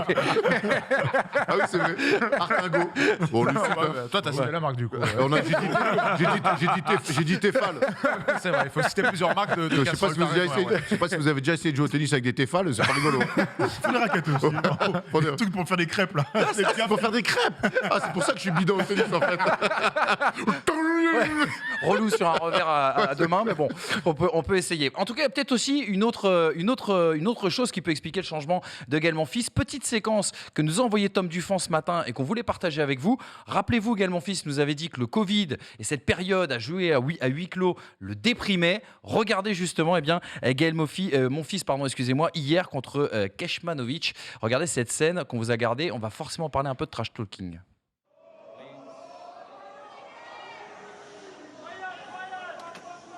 Attention là. Ça, je me suis retourné, il parlait trop, ça me gavait et tout. Et ça, c'est de la bonne motivation, tu vois. J'adore le trash talk, quoi. Tu vois, je fais que ça. Tu vois, si on pouvait parler, tu vois, je serais incroyable. Et du coup, c'est un peu, tu vois, comme Ronaldo, il fait calmez-vous, les gars, calmez-vous, calmatez, quoi. Tu vois, calmatez, et ça fait du bien. Hein. Oui, encore, c'est superbe. Énorme. Le coup droit de Gaël Monfils. Il en a encore sous le pied. Ouais. Là, c'est quand même. Ils étaient hauts et des bas, mais les hauts sont très hauts. C'est super ce qu'il fait là. Il est beaucoup plus agressif. Tu sais, c'est une excitation qui te relâche aussi.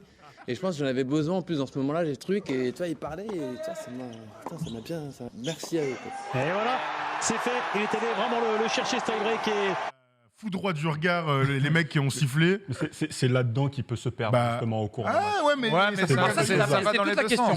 C'est toute la question justement. Est-ce que justement lui, il n'a pas besoin entre guillemets de ça, tu vois, pour justement ressortir dans un match. Je sais pas s'il en a besoin, mais moi j'ai joué pour l'anecdote, j'ai joué une fois avec Gaël Monfils au basket à l'époque avec Georges Eddy d'ailleurs, où je sais pas ce que je foutais là. Michael Jackson. C'est le mec qui a 5 mecs comme ça. Et Gaël Monfils était là. Aussi, petit jeu. Hein. Gaël Monfils était là, on était à Coubertin, et là pour le coup, ça rejoint complètement ce qu'il dit. Il faisait que trash talker, il était monstrueux, et ça lui donnait vraiment des ailes, quoi. Il l'a dit dans l'interview, il a dit qu'au tennis on peut pas, et qu'il doit se contenir là-dessus. Et quand on se demande si ça peut lui jouer des tours ou le transcender, moi j'ai quand même l'impression qu'avec ce gars-là, ça peut le transcender. Alors après c'est toujours pareil. maîtrise de tes émotions dans un sport individuel, etc. On revient toujours à cette question, mais moi je pense que ça peut le transcender. Moi je suis d'accord avec Polo, j'ai pas l'impression que... Après oui, on aimerait tous la froideur d'un Nadal ou d'un Djoko, tu vois, mais c'est pas le profil. Moi je peux t'en parler, toute ma vie au basket, on m'a dit il faut que tu te calmes. Alors oui, mais j'arrive 2 matchs et en fait après t'es pas comme ça, quand t'es pas naturellement comme ça, lui je pense que c'est un mec qui a besoin d'aller chercher extérioriser avec le risque, t'as raison, de s'y perdre par moment, mais je crois que c'est un risque à 35 ans qu'aujourd'hui peut-être il maîtrise un petit peu mieux, qu'il connaît mieux. Et je crois qu'il doit quand même aller dans cette direction-là. On fera pas de lui un mec calme, avec aucune émotion qui transpire. Moi, je crois quand même qu'il ne faut pas qu'il se trompe de combat. C'est-à-dire qu'il y a être galvanisé parce qu'il y a vraiment des mecs, et on sait combien dans le tennis, dès qu'il y a un gars qui se lève, gros, entre 2 services, on n'a pas le droit évidemment, mais tout le monde te regarde. Genre... En Australie, c'est très chaud. En Australie, l'ambiance est très chaude. Il y a plus de rapport avec le public. Moi, je pense que vis-à-vis du public, s'ils sont un peu contre lui, eh bien, il peut s'en servir. Faut pas qu'il rentre dans des palabres avec des arbitres, par exemple. S'il y a une balle qui est... Tu vois, il faut juste arriver à limiter le moment où tu le fais. Là, il en avait besoin et tant mieux, ça lui a permis de passer un cap pour remporter ce match. Faut pas juste que qu'il aille comme ça par les arbitres parce que là, il va se perdre. Ça peut marcher sur un match, je pense, peut-être 2 dans un tournoi, mais regardons les têtes brûlées qui existent au tennis. Je pense à Kyrgios, ça lui pose un vrai problème. Macedon aussi, mais ça a bien marché pour lui. Non, mais par contre, avec Medvedev qui était un peu comme ça en début de carrière, je trouve que maintenant, depuis quelques mois, quelques années, il s'est aussi beaucoup plus apaisé. Et je pense que si tu veux vraiment performer sur la durée dans le tennis, même dans les sports individuels, je pense que tu ne peux pas être comme ça, mais je pense que sur tournoi, sur 1 ou 2 matchs, ça peut aussi t'aider. Là, ça l'a aidé. Là, je vois un mec en contrôle, en maîtrise. Il entend ce qui se passe, il le prend pour lui, il s'en sert comme quelque chose de positif, et après il se retourne, il fait tais-toi, il fait chute. Tu vois, il n'a pas fait une Pascal Nouma à mettre la main sur son paquet et à faire des grands fucks. C'est pour ça que je trouve que... Attention à la demi-finale. C'est le meilleur exemple. C'est pour ça que je trouve qu'il utilise... Tu vois, c'est pour ça que même dans sa manière, quand il raconte comment ça se passe, je trouve que il y a une maîtrise des éléments. Il se nourrit de ça, mais pourtant, il arrive quand même à le maîtriser. Tu vois, il n'est pas en mode je mets un poids, il se retourne en mode Après, il est au-dessus là, de tout ce qu'on a vu dans le tournoi. Il est vraiment au-dessus. Donc, quand tu es au-dessus, c'est plus facile de gérer les éléments extérieurs. Quand il va être un peu plus dans des travers, par exemple, on va voir comment il va réagir. Non, effectivement, sur cette séquence-là, je ne sais pas quel est le score, mais on peut imaginer qu'il était devant. A priori, il n'a pas perdu en 7. Voilà, il était devant. Qu'est-ce qui se passe si tu es mené 1-7-0, 2-7-0 et qu'effectivement le public est sur tes côtes et que toi tu as envie de réagir mais qu'en même temps tu dois rester dans ton match pour pouvoir refaire ton retard. Là, c'est pas pareil. Faire du trash talk quand t'es mené et qu'il faut remonter le score, c'est pas évident. Est-ce qu'à la limite, Christian, la question qui se pose, c'est quand tu sais comment le public australien justement est chaud, est-ce que l'avantage là de Gaël Monfils, ça peut pas être justement sur un point, sur une facétie comme ça, peut-être de se mettre le public dans la poche, de retourner, tu vois, par exemple le central. Alors, sur une night session, pardon, ça peut jouer, tu vois. Effectivement, mais tu l'as dit. Mais pas aller trop loin. Sur un point. Sur un point, sur une séquence peut-être, sur un jeu. Mais si ça dure la moitié d'un set, admettons. Non, c'est trop. Ouais, ça fait beaucoup. Tu sors de ton match après. On nous dit apparemment qu'il perdait 4-2 tie-break. Ah, ok, d'accord. Il remonte dans le tie-break. Mais ce que je veux dire, c'est que se servir du public, c'est des petites piqûres en fait d'adrénaline pour te remettre des fois dans le match. Effectivement, si sur chaque point, tu retournes. Effectivement, au bout d'un moment, là, je te rejoins, c'est au bout d'un moment, tu te perds complètement. Faut que ça soit des choses que tu utilises et te retourner vers le public. C'est des trucs que tu fais aller sur un match de 3-4 heures, tu l'as fait 3-4 fois. C'est sûr que sur chaque point, tu fais une rondade et que tu fais un bras d'honneur au public. Tu vois, donc effectivement, au bout d'un moment, ça va être compliqué. C'est comme le Bamos de Rafael Nadal, il le sort pas sur chaque point. Exactement. Il le sort sur des points où c'est décisif, c'est important. Il sait que c'est le point qui peut l'amener vers remonter le score, par exemple. Et là, il sort son Bamos et ça le rebooste. Effectivement, dans cette configuration-là, ça peut être très intéressant pour Gaël Monfils, mais vraiment pas trop sur la durée. Le Bamos qui est devenu très à la mode dans tous les sports. Puis attends, j'ai vu ça. Mais Espagnol ou pas d'ailleurs. Ouais, en général, Kylian Mbappé, il dit Bamos, il envoie des... On sait pourquoi, peut-être, mais... Un britannique le faire aussi ce week-end. Qu'est-ce que ça veut dire ça? Peut-être qu'il travaille son espagnol. Tu as des informations. Mais c'est vrai que Bamos, il devient grave à la mode. Ouais, c'est un peu trop d'ailleurs. Je suis d'accord avec toi. Je suis d'accord avec toi. Moi, je peux te dire que le jour où on va jouer au basket, où je te dis let's go ou come on et que tu m'envoies un Bamos à la place, je peux te dire qu'on fait un 1 contre 1 tout terrain et tu gagneras pas. Je me ça dans un coin de ma tête à la prochaine Lutte Factory. Ne l'oublie pas, bien sûr. Bamos. Voilà en tout cas pour la page tennis, les gars. On vous rappelle, le match de Gaël Monfils, c'est 11h française mardi matin. Voilà, et ce sera en night session, bien sûr, du côté de l'Australie. On verra ça. Et puis, bien sûr, Alizé Cornet aussi également. On espère que ce soir, elle va se répéter encore devant sa glace, qu'elle peut gagner, bien sûr, l'Australian Open et qu'elle nous ramènera une belle performance. On passe tout de suite au dossier de la semaine. C'est un événement que First Team attendait, il faut le dire, depuis des semaines et des semaines. On va parler de l'UFC 270 qui se déroulait du côté de la Californie et on va en parler tout de suite. Mais avant de parler de l'UFC 270, donnons la parole bien sûr à Tom. Tom, ça va ? Ça va bien. Tranquille, impec. Bonjour à tous. Bonjour Tom. Bonjour Tom. Tom qui s'est toujours imaginé être un combattant MMA avec son physique avantageux. Il s'est évidemment régalé de l'affiche entre Francis Ngannou et Cyril Gane. Et il est là pour nous en parler, c'est le mot de Tom. Ouais, salut Manu, salut les gars. Ouais, j'ai toujours rêvé d'être combattant MMA. Je sais pas vraiment pourquoi, mais je crois que cette passion me vient de mon père en fait. Pourquoi il était combattant ton père ? Ah non, pas du tout. En fait, quand il avait bu pour me punir, il aimait bien m'enfermer dans une cage avec son berger allemand. Donc je crois que c'est pour ça que j'aime autant le MMA. Ça me rappelle ma tendre enfance. Évidemment, je précise, aucun mal n'a été fait aux chiens. Je préfère le dire avant d'être convoqué par les grands défenseurs des bergers allemands. Et j'ai un peu la flemme d'aller à Montpellier.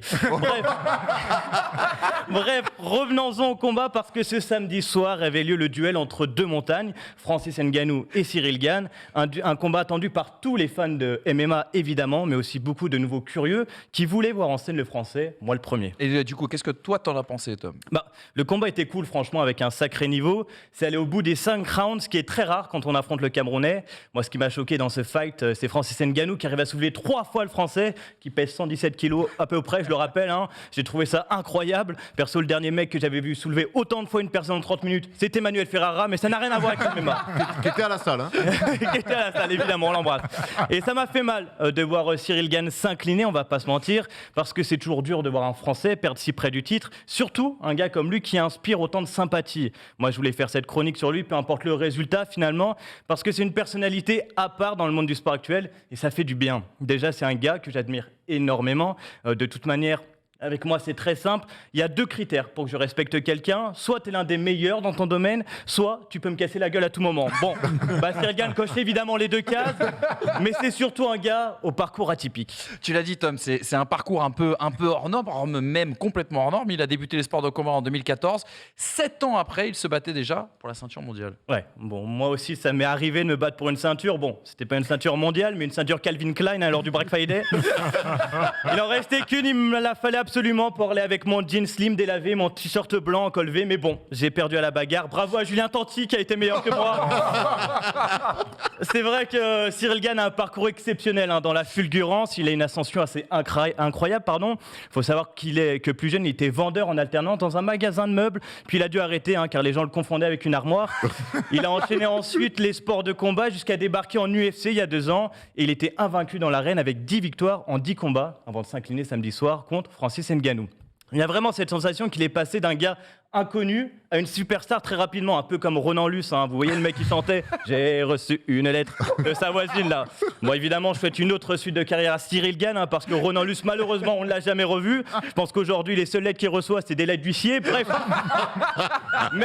même s'il a perdu ce week-end, Cyril Gane n'a que 31 ans et des batailles pour le titre, il en aura encore d'autres dans sa carrière c'est sûr. Il est trop talentueux, trop bosseur pour qu'on ne le revoie jamais en main event. En plus, c'est pas un gars du showbiz, comme peut l'être un Conor McGregor, par exemple.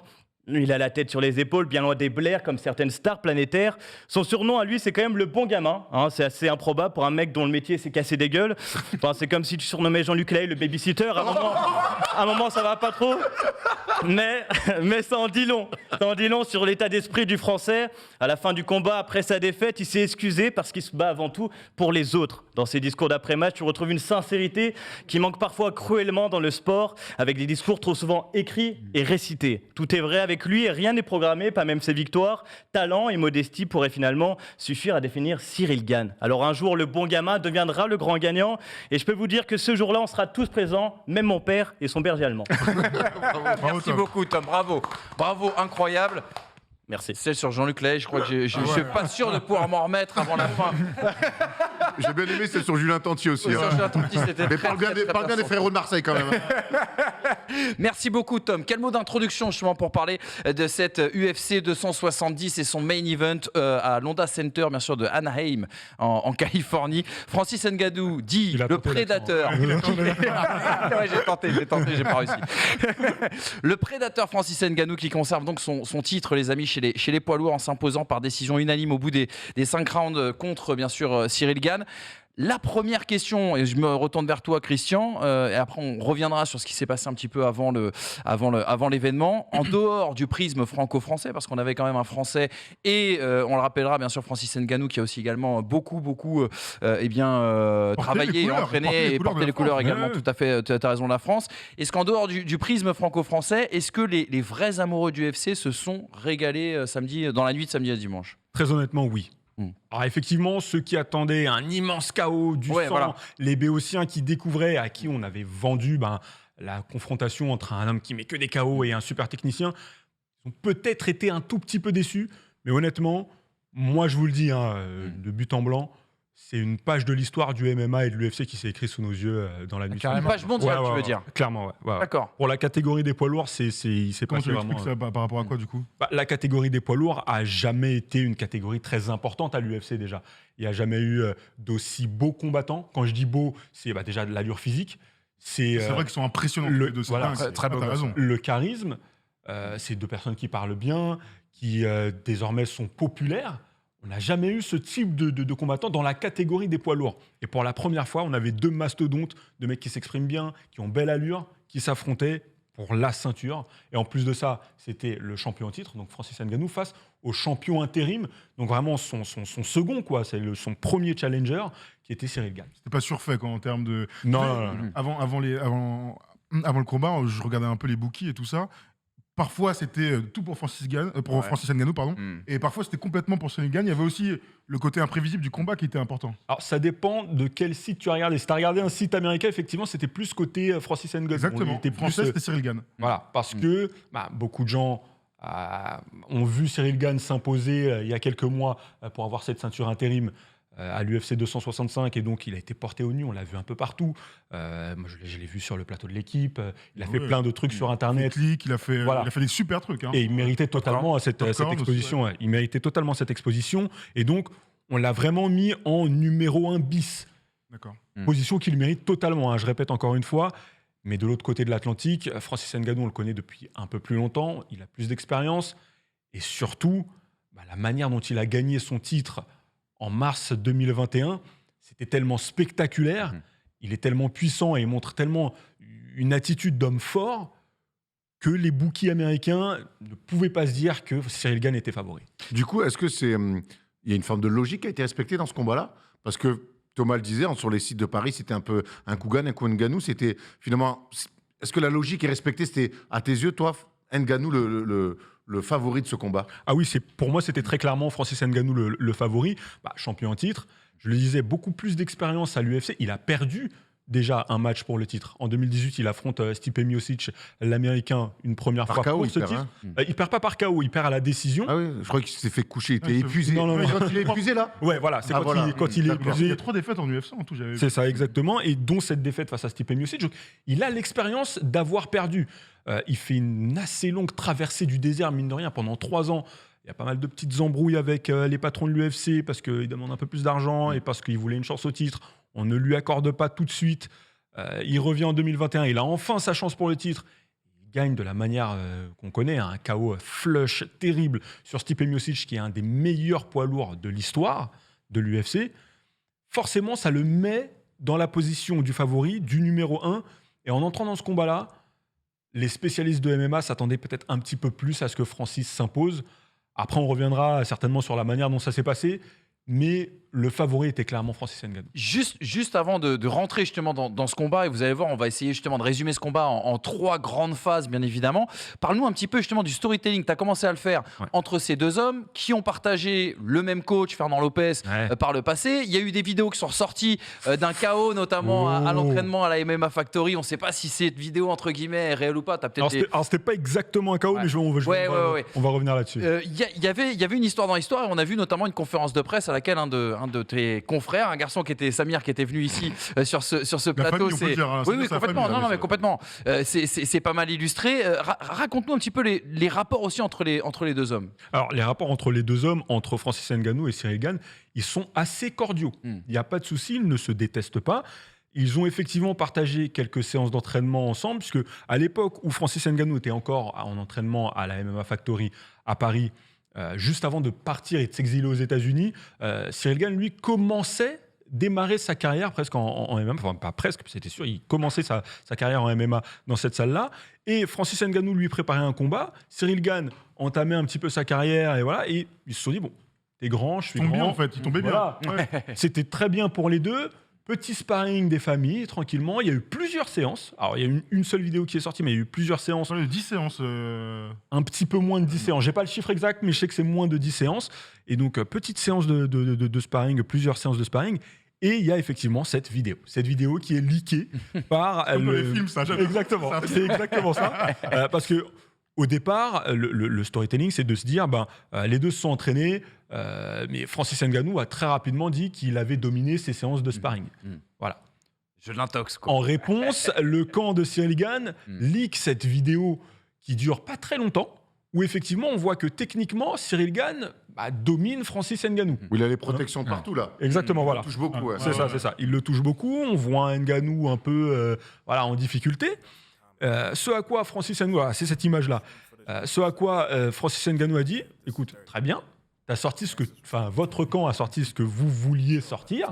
Moi, j'ai souvenir d'un chaos que je t'ai asséné en séance d'entraînement. Montre aussi cette image-là, tu vois. Et donc, tout ça, ça nous amène à la conférence de presse où il y a eu effectivement un petit échange entre les deux hommes où un journaliste demande à Cyril Gane si effectivement cette vidéo-là retranscrit bien ce qui s'est passé lors des différentes séances d'entraînement. Cyril Gane est très honnête. Il dit qu'effectivement, sur cette séance-là, il avait peut-être un petit peu le dessus, mais que sur d'autres séances, il avait senti la puissance de Francis Ngannou. C'est normal en soi, de toute Oui, oui. manière. Ah oui, Effectivement. Et Francis Ngannou, lui, a dit, écoute, Cyril, il s'est tourné vers lui, il a dit, Cyril, tu sais très bien ce qui s'est passé, je t'ai mis KO, tu as pris tes affaires, tu es sorti de la salle. Ce à quoi Cyril a dit, écoute, moi, j'ai pas vraiment souvenir de ça. C'est pas très bien défendu à ce moment-là. Voilà, Cyril Gane. il a un petit peu bégayé. On va dire. Disons les choses C'est en clairement. anglais aussi, non? Non, Il parle bien anglais. il parle un mais peu bien anglais. C'est pas dans la manière de chercher ses mots, c'est Oui. dans Ouais, savoir non, comment bien sûr, répondre, tu mais vois. parfois, tu sais, quand t'es pas dans ta langue, ta répartie, elle, Oui, elle est moins tu automatique. vois, il peut ouais. y avoir peut-être ce côté-là. Il aurait pu envoyer un petit va-fan-coup, l'autre. Puis l'autre, on se dit, bah bon,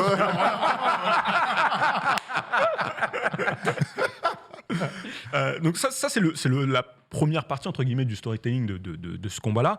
Et il y a la grosse partie, c'est l'homme au milieu, l'homme clé au final de cette confrontation, c'est Fernand Lopez. Fernand Lopez qui a été un entraîneur pour Francis Ngannou pendant plusieurs années. Il était dans le coin de Francis Ngannou lorsqu'il a affronté Stipe Miocic pour la première fois en 2018. Il est désormais l'entraîneur de Cyril Gane. Et entre Francis Ngannou et Fernand Lopez, c'est la guerre. On va pas donner d'autres Sachant mots. qu'il avait un côté un peu, enfin, il a, j'allais dire recueilli, je sais pas si c'est le bon mot, mais il a vraiment aidé. Parce que Francis Ngannou, ça, en tout cas, c'est la légende qui raconte ça. Les versions divergent en tout Ouais. cas. Entre Parce les que deux hommes, Francis ils Ngannou a sont- quand même une histoire. Oui, une histoire Voilà, totalement hallucinante. folle. On veut voir le film, quoi. Ouais, clairement. On C'est l'attend. ça, c'est ça. Et donc, on a beaucoup entendu Fernand Lopez s'exprimer. En gros, ce qu'il nous expliquait, c'est que il a les clés pour les donner à Cyril, qui viennent à bout de Francis Ngannou. Francis Ngannou, en gros, sa réponse était effectivement, tu sais tout ce que tu m'as appris, mais entre-temps, j'ai appris 2-3 autres petites choses depuis qu'on s'est quitté. ça s'est vu, Et ça s'est bien hier. vu, effectivement. Et donc, voilà, il y avait tout ce petit truc-là qui était vraiment très, très intéressant, très sympa à suivre. Alors, effectivement, pour les gens qui viennent de débarquer, qui ne connaissent pas forcément tout ce qui s'est passé entre les trois hommes, j'ai envie de dire, c'était pas forcément évident, mais même pour quelqu'un qui justement découvre et qui arrive, on te dit... Ça donne envie, je trouve. Voilà, tu vois. on te dit, il y a un mec, il a été Bien entraîné sûr. par une personne A, cette personne A entraîne aussi la personne B dans ce combat-là. et ils se détestent, etc. En plus, il y a la Forcément, vidéo un où petit il peu passe devant qui a fait un buzz de Bien ouf. sûr, cette vidéo-là, elle est Franchement, celle-là, exceptionnelle. Franchement, Elle elle est est exceptionnelle. exceptionnelle. Après, ils disent que non et tout. Il y a un moment que j'aime bien dans le. Si, dans la il est dit, pesée.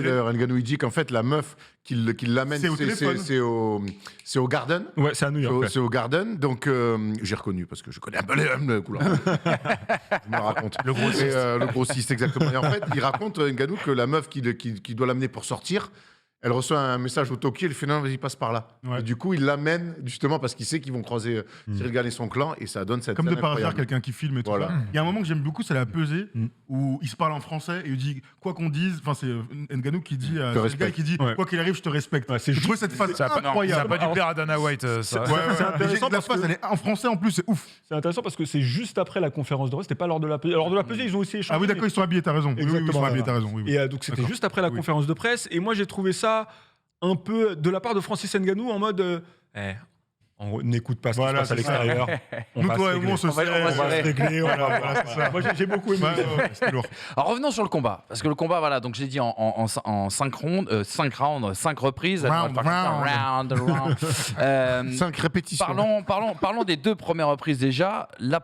J'aimerais que tu nous parles de l'approche un petit peu tactique de Cyril Gane, qui a empêché quand même Ngannou de développer sa boxe par ses esquives, par ses feintes. Parle-nous aussi un peu du game plan de Gane, qui a multiplié les touches, mais sans chercher non plus à lui asséner, on va dire, des séries. Et puis, il y a ce fameux coup de pied retourné en pleine face à la fin, je crois, de la deuxième reprise, où tu te dis, waouh, il va peut-être se passer quelque chose.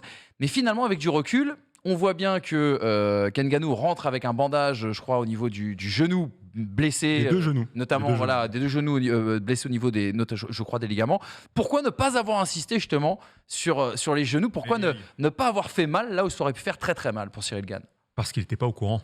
Mhm. Personne ne savait que Francis Ngannou était blessé, ou du moins autant blessé. Parce C'est la première fois qu'on le voit avec des. Voilà, des justement, cuillères. j'allais revenir sur ce moment-là. Donc, il arrive. Après, moi, j'appelle ça la zone maquillage. Bon, c'est la zone où on leur met la vaseline sur les yeux. Le make-up, le make-up. Tellement ça de la maquilleuse, là, tellement.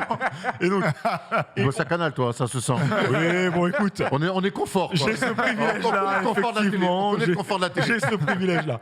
Et donc, il arrive, il enlève son survêtement, les très beaux survêtements d'une marque que je ne citerai pas, de l'UFC. Il enlève son pantalon. Et là, on voit qu'il a quelque chose sur les genoux. Et moi, j'étais en plateau à ce moment-là, parce que j'ai eu la chance de présenter l'émission autour de cette UFC 270 sur Canal+ International. Je dis à mon consultant, c'est très bizarre, je ne l'ai jamais vu avec quelque chose sur les genoux. Et là, tout de suite, lui me dit, je pense qu'il a potentiellement envie de cacher quelque chose, ou il se protège de quelque chose. Est-ce que c'était pas peut-être par rapport à la stratégie aussi d'aller souvent au sol? On peut imaginer ça ou pas du tout? Ça, très honnêtement, j'ai pas la réponse. D'accord. C'est peut-être... ouais, ça peut être ça, c'est une possibilité, mais moi, je pense vraiment que c'était surtout pour se stabiliser le genou et ne pas avoir... Voilà. Patrick Ewing l'a fait pendant 20 ans, donc Voilà. il n'allait pas au sol, lui. Hein. Et moi, image que j'ai trouvée très forte avant de développer les 2 premiers rounds, c'est que donc il y a l'annonce de Bruce Buffer qui fait un boucan gigantesque, comme on sait. Et au moment où il annonce Francis Ngannou s'avance au milieu de l'octogone et tend les bras, Incroyable. comme pour lui dire, écoute, t'es chez moi, bienvenue, là on est parti, quoi. Moi, j'ai Cyril trouvé était ça... beaucoup plus timide, en fait. Ouais, Enfin, il exactement. arrivait normal, quoi. Ouais, normal. ouais, ouais. Après, il est comme ça. Il arrive normal. Il est effectivement comme ça. L'autre, gros, c'était le boss. C'est Le totalement boss, ça. quoi. Incroyable. On va le dire. Le grand c'est pote. le Camer qui est arrivé et qui a montré qui était qui. On peut dire aussi une chose, frère. Non, mais c'est vrai. Non, mais Cyril Gane l'a dit, hein, c'est le boss final de mon jeu dans plusieurs interviews. C'est ce qu'il disait. Les 2 premiers rounds, effectivement, on les donne à Cyril Gane. Pourquoi? Parce qu'il est beaucoup plus mobile. Plus de mobilité, plus de précision dans tout ce qu'il fait. Il sait vers quoi il veut tendre dans ce combat-là. Il ne s'expose pas trop à la puissance de Francis Ngannou. Il garde une très bonne distance, notamment grâce à ses coups de pied. Et comme tu as dit, il touche, il recule, il arrive à bien bouger. Après la fin du premier round, on a le sentiment que Francis Ngannou, quand il se relève pour attaquer le deuxième, il respire très très fort. On est presque en train de se dire... Est-ce que ça peut pas Il est pas déjà cramé, là, ouais. Est-ce qu'il n'est pas déjà cramé? C'est un peu bizarre. Ouais. Pas du tout.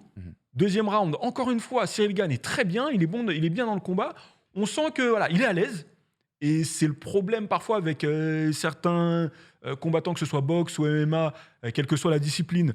Quand tu arrives pour la première fois à ce niveau-là et qu'en début de combat, tu es peut-être un petit peu à l'aise, Surexcité, même. Expose aussi. tu t'exposes aussi et tu te relâches un petit peu. Au terme des 2 premiers rounds, très honnêtement, beaucoup d'observateurs estimaient que Cyril Gane dominait assez nettement le combat et la rencontre. Ngannou, il n'avait pas fait grand-chose, quoi. En vrai, quand tu regardes un peu les previews et tout, ce qu'on disait, c'est que si Ngannou domine pas les 2 premiers rounds, ça va être compliqué pour lui.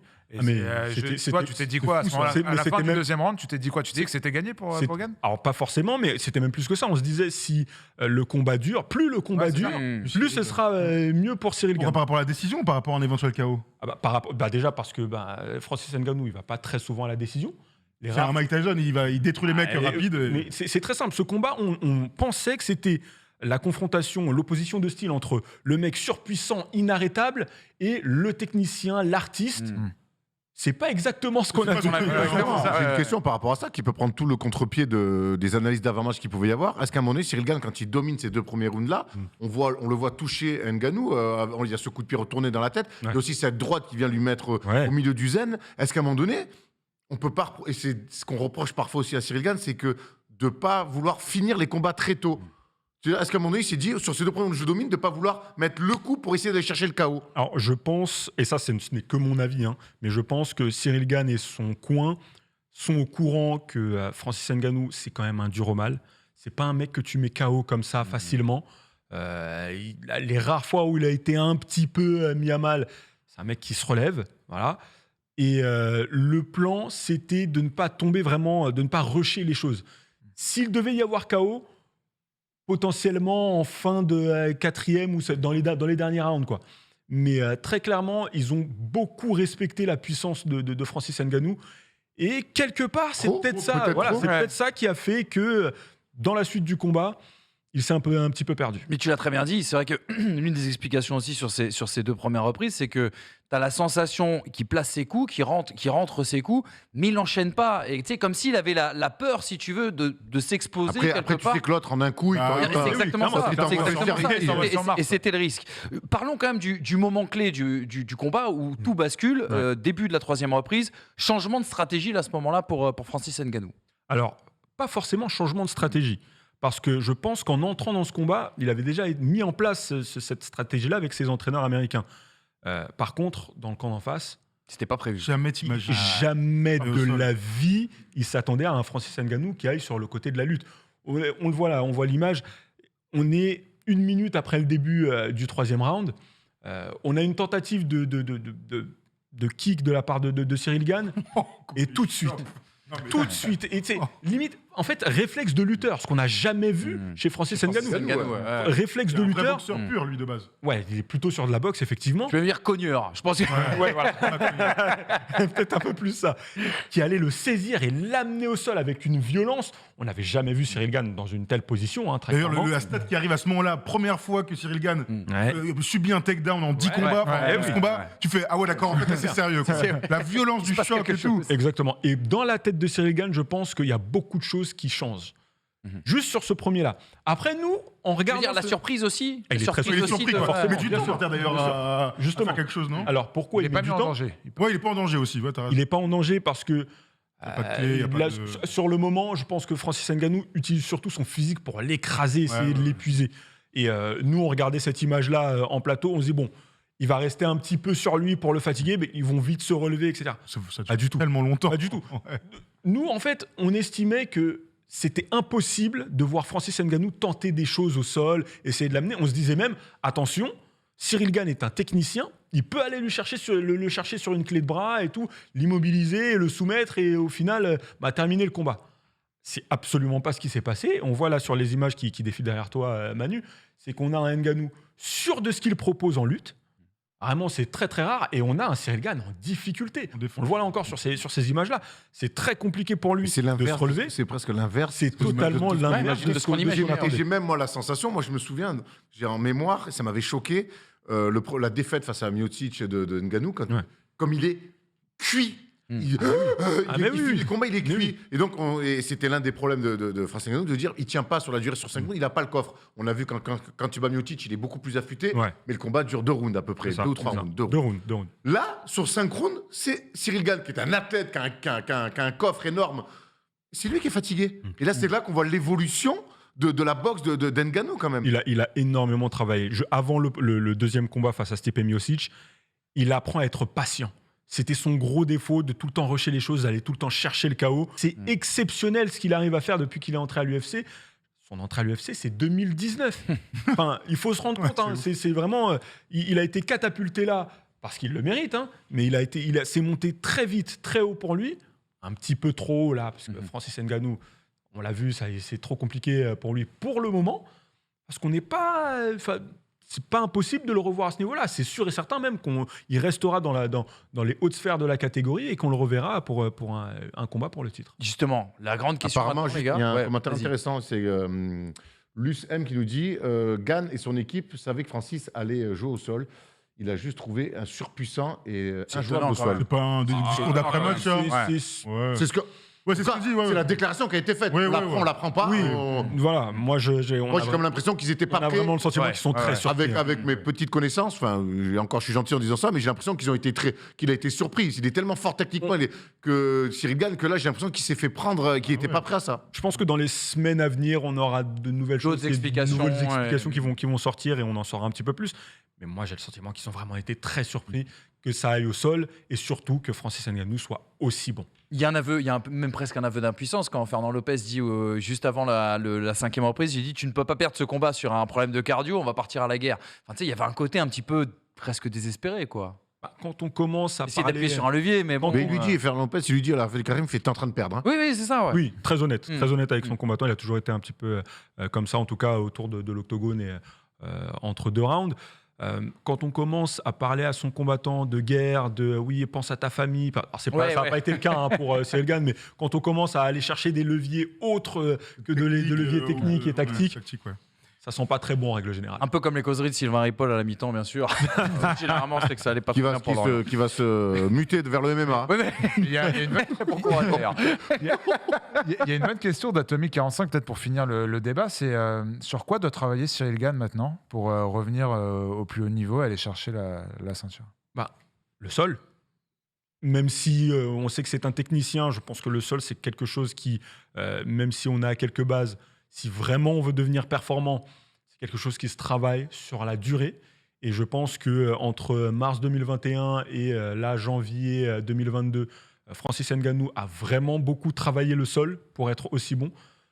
S'il se prend plusieurs mois à travailler ça, et je sais qu'à la MMA Factory, ils ont des mecs excellents pour travailler ça, il n'y a aucun souci. Il faut qu'il travaille ce truc-là et il y arrivera. Éventuellement le cardio et... j'allais dire la puissance. Pas forcément la puissance, parce qu'il est très très puissant, mais la force pure. Sa résistance à un adversaire qui peut effectivement... il n'y en aura pas beaucoup, mais il y en a malheureusement un. Il y en a un pour... Ça suffit. Il suffit qu'il y en ait qu'un. Moi, j'ai surtout envie de rajouter aussi, après, c'est un peu j'enfonce les portes ouvertes, mais c'est de l'expérience. Moi, je reste c'est clairement ça. Tout est allé tellement vite pour ce mec-là, tu arrives vraiment à la dernière marche face à un monstre physique et tactique, parce que là-dessus, il était aussi très prêt. Maintenant, je pense que sur la perte de combat, il a gagné 1 an et demi d'expérience. Ah oui, clairement. D'entraînement, tout ça. Il va ressortir vraiment grandi de ce combat-là. Et je pense que dans son équipe, ils vont très bien analyser ce qui s'est passé et ils vont vraiment savoir sur quoi bosser dans les semaines et les mois à venir. Moi, ce serait pas déconnant de revoir Cyril Gann refaire un championnat du monde. Peut-être pas d'ici. Le week-end prochain, il s'est prévu le week-end prochain. D'ici les Jeux 2024. Très large. Mais même avant. On imagine qu'il y aura un autre combat et ensuite. 2020, on va peut-être aborder les possibilités pour les deuxièmes après, mais je pense 2023. Justement, allons-y là-dessus, parce qu'il y a quand même 2 choses à dire. Déjà, de une, tu as commencé à y répondre, mais est-ce que Cyril Gann peut avoir une deuxième chance, justement, sur une grande finale, on va dire, de poids lourd? Ngannou, est-ce qu'il va re-signer aussi avec l'UFC? Parce qu'il y a des petites embrouilles, tu vas nous expliquer un petit peu le détail. On sait que Tyson Fury aussi veut le combattre à l'anglaise. Dis-nous un petit peu le destin de ces 2 garçons et qu'est-ce qui peut se profiler dans les semaines et mois à venir pour eux? Alors, pour Cyril Gann, dans un premier temps, un petit peu de repos, évidemment. Ouais, surtout. Comme je disais, réanalyser ce qui s'est passé, etc., progresser sur tous les axes de travail qu'on a cités il y a quelques instants. Et forcément, là, il va rester dans le haut du tableau et des classements de la catégorie poids lourd.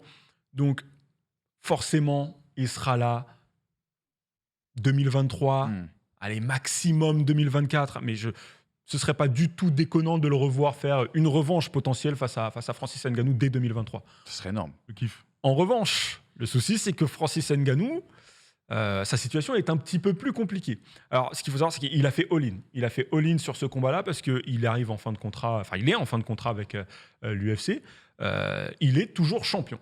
Et pour l'UFC, c'est totalement inconcevable de le laisser partir avec la ceinture. Quoi. Ouais, salut les gars. Voilà. Tu rends pas la ceinture. Ouais. Il faut aller lui chercher la ceinture. Excuse-moi, gros, la ceinture. En gros, la ceinture, si jamais il ne re-signe pas, ben, il lui enlève la ceinture. Voilà, C'est déjà arrivé dans le de combat. Un peu entre guillemets, voilà. C'est ça qu'on appelle ça ? C'est exactement ça. Il mettrait le titre vacant et Cyril Gane serait d'ailleurs parmi ceux qui sont en pole position pour aller le chercher. Mais c'est pas encore le cas. Puisque les informations que nos envoyés spéciaux de Canal+ International, qui étaient à Anaheim, ont pu récolter auprès du camp de Francis Ngannou, vraiment les très très proches de Francis Ngannou, nous ont donné les informations suivantes. C'est qu'en gros, le dialogue est renoué avec l'UFC. C'est pas dit qu'il re-signe. Non, mais ça discute. Mais il discute de nouveau. C'est Mbappé au PSG ou quoi, ton histoire là? Bon, encore Mbappé au PSG, c'est entente cordiale. Enfin, ils peuvent ils disent bonjour, quoi. Là, très clairement, entre Francis Ngannou et Dana White, c'est plus que froid. Il lui a pas remis la ceinture. J'allais y venir. Dana White qui ne manque jamais une remise de ceinture. Là, c'est le matchmaker de la catégorie poids lourd qui est venu la remettre. Il a sauté la conférence de presse aussi. Il a sauté la conférence de presse. Donc, tout ça, c'est des petites choses qui posent problème. Mais en tout cas, le dialogue est renoué. C'est pas dit qu'il re-signe parce qu'il a envie de faire de la boxe. Il a énormément envie de faire de la boxe parce qu'il a aussi envie de faire des gros sous et il sait que c'est de ce côté-là que ça se situe. Quand on voit les tarifs de Fury Wilder et Jake Paul. Jake Paul, il a pris 20 millions contre Mayweather. C'est surtout ça qui, à un moment donné, il prend 600 000 $. Bon, c'est très bien. Mais Jake Paul, pour un truc d'exhibition, il prend 20 millions $. Oui, bah ouais, moi aussi j'ai envie qu'il fasse de la boxe. L'économie en boxe et l'économie en UFC, c'est deux choses totalement différentes. L'économie dans l'UFC, elle est vraiment dirigée envers la compagnie. Comme la NBA, c'est une ligue, tout simplement. La compagnie fait de gros revenus vraiment immenses. Il y en a un petit peu moins qui sont reversés envers les combattants. Francis Ngannou a dit très clairement, moi je ne veux plus combattre pour 500 ou 600 000 $. Les tarifs, moi j'ai aucune idée de ce à quoi il pourrait prétendre, mais je pense que, excusez-moi, en dessous d'1 million, il ne remontera pas dans l'octogone pour l'instant. Minimum. Minimum, voilà. Et que McGregor, il avait pris 5 millions... McGregor, mais c'est McGregor. C'est une économie à lui. Absolument, mais c'est le top du top. Dans le Landerneau de l'UFC, il est vraiment tout seul. Et tous les autres sont derrière.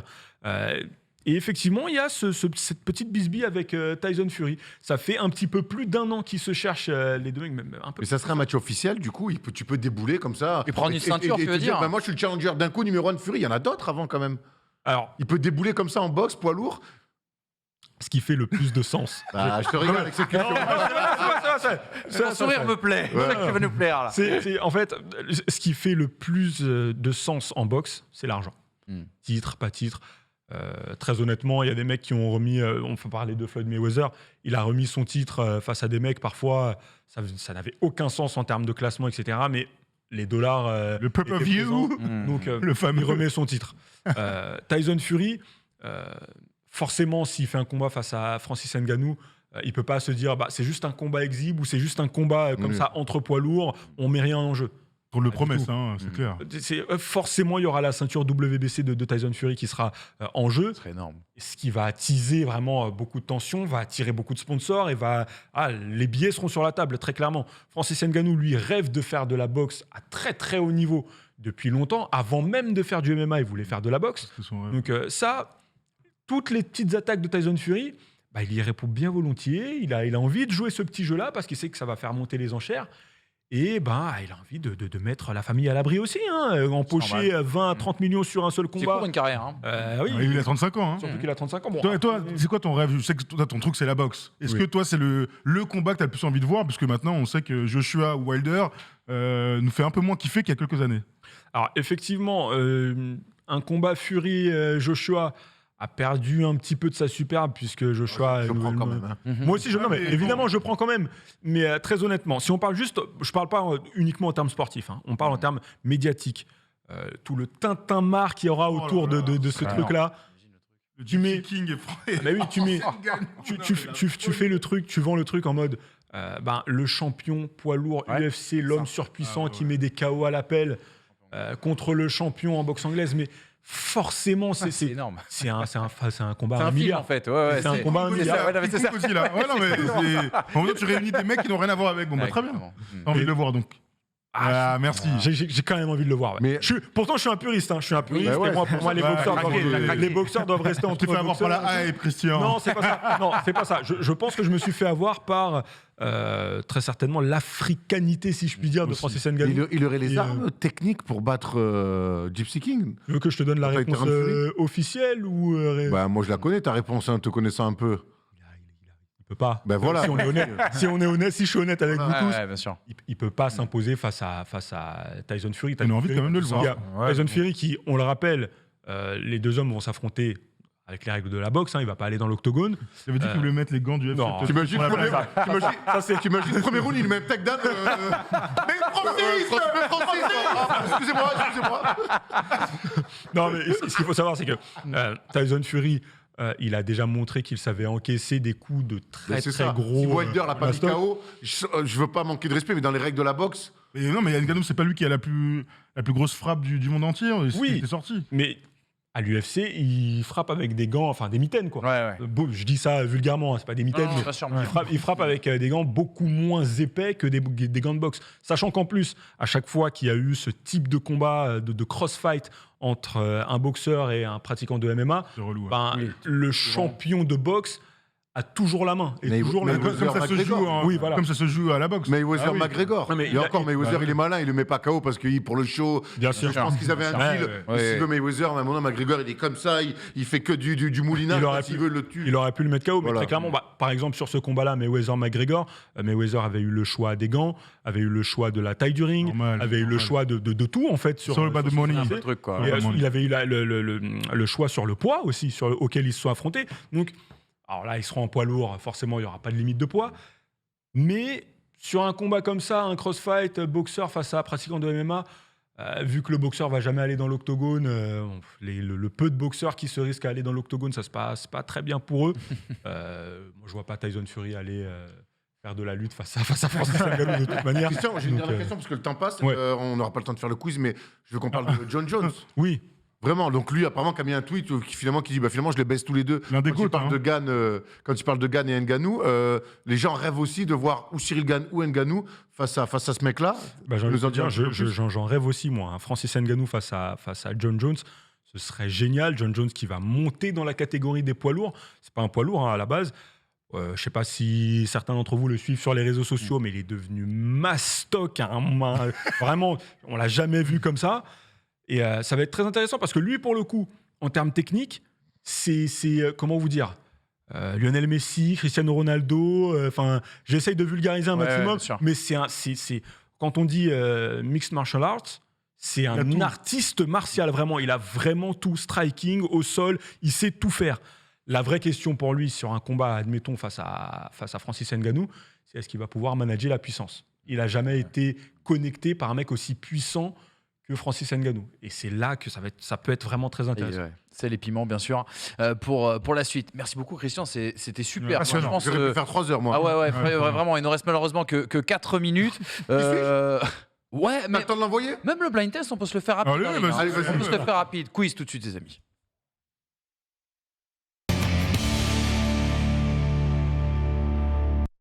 Petit blind test, les amis, juste avant de se quitter, bien sûr. Le blind test aujourd'hui, on a 8 sons. Je ne sais pas si on aura les 8 sons, mais l'idée, c'est d'aller dans un stade de foot et de retrouver un petit peu quelle est l'ambiance, quel est le chant du supporter. J'ai fait ma sélection personnelle, c'est histoire de goût. Et Est-ce qu'il y a le stade de la source? Peut-être. Peut-être. Notre ami en régie le reconnaîtra. Premier son, les amis. Barça. Respecte-nous quand même. On a le droit de commencer gentiment. pas la réponse. On a le droit de Moi, je suis commencer là pour gagner, gentiment. La question, c'est la rapidité. Voilà, et la rapidité aussi. Deuxième son, les amis, on perd pas de temps. 1-0 pour l'équipe Polo Airone. Tu peux mettre un peu de son. Le son, les amis. Geoffroy Guichard. Non. Reims. Non. Attends. L'équipe d'Angleterre, Wembley. Ouais. L'équipe d'Angleterre. Une équipe anglaise. West Ham. Non. Liverpool. C'est à Londres, c'est à Londres. Ah, c'est à Londres. Tottenham. C'est pas Tottenham. Arsenal. C'est Arsenal. Pareil. Arsenal. Un Bon. partout. C'est Arsenal, ça? C'est la Troisième son, Et les c'est le amis. mec qui l'a connu, il a dit au hasard. Écoutez bien, c'est mon préféré. C'est Celtic. pas celtique.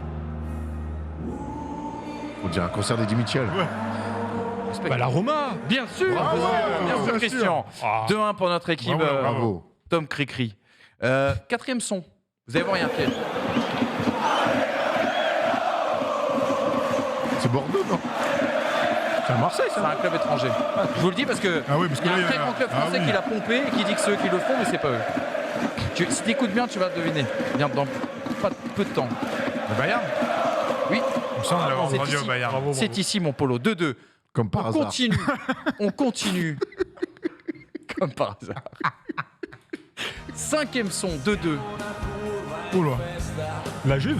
La Juve, bien. Ah ouais, mais oh. T'es fort parce qu'il y avait T'es fort parce qu'il y avait. Après, normalement, il y avait une indication que Le j'ai mis capo après, mais canonnier. bravo. Attention, 3-2 désormais. Ça doit aller très, très, très vite. Attention. Laval. Mais je n'en mange pas, ça donne mal au foie. Calais. Rennes.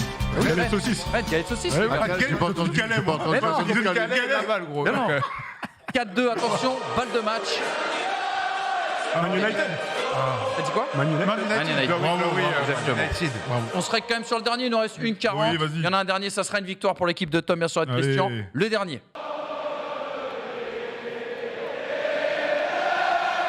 Liverpool, ouais, j'allais dire. Pas Liverpool. C'est Les Saints. c'est Twickenham, on C'est dirait. pas les Saints. C'est pas les Saints. Il existe aussi chez les On Saints. dirait Twickenham. C'est pas Les Sweet supporters anglais. Long, Sweet Charlotte. Sweet Giants, ouais, C'est j'ai pas pensé ça. à ça aussi. C'est Il y a les mêmes Southampton. chez les Saints. C'est pas Southampton? C'est pas ça. oui, Everton. C'est pas Everton, c'est pas Newcastle, c'est pas Chelsea, c'est Non. un club londonien là encore une fois. Non, vous devez l'avoir. Tottenham, Fulham. Tottenham, exactement. Ah, bravo. Et c'est pas les Saints, c'est les Spurs qui disent, Ah, mais oui, les Saints Spurs. ont le même D'accord. exactement, avec bien Tu m'as sûr. même pas mis tu m'as même pas mis une ambiance à Francis Lobley. Tu m'as Non, pas bon, mis au ville. mais alors, il y en a un d'Europe. horrible, il y en a un horrible. Vous irez taper l'hymne de Francis, non, pas Francis Leblé, Francis Lebasser. Francis Leblé, j'aurais pu te le mettre, mais ça aurait été un point gratuit. Tant que t'as pas mis l'homme de Francis Holm, ça c'est. Merci les amis d'avoir suivi bien sûr Rosso Sport. Christian, merci beaucoup. Merci à vous de m'avoir Passionnant, reçu. cette Clairement. page combat. Très cool. Les gars, merci beaucoup. Ce soir, on n'oublie pas. 22h La minuit libre avec Nico antenne. Batum. 22h minuit avec Nico En direct, Batum. Bah oui. Je suis en pleine bourre en ce moment en plus. Hein. Ouais, En direct de c'est vrai. Washington. Exactement. Ouais, tout à fait. Merci les gars. Toujours un plaisir d'être avec Un vous plaisir, lundi. plaisir. Tout de suite, c'est le before du Merci, récap, Manu. bien sûr. Et puis on se retrouve la semaine prochaine. Ah oui, mec. Ciao. Ciao.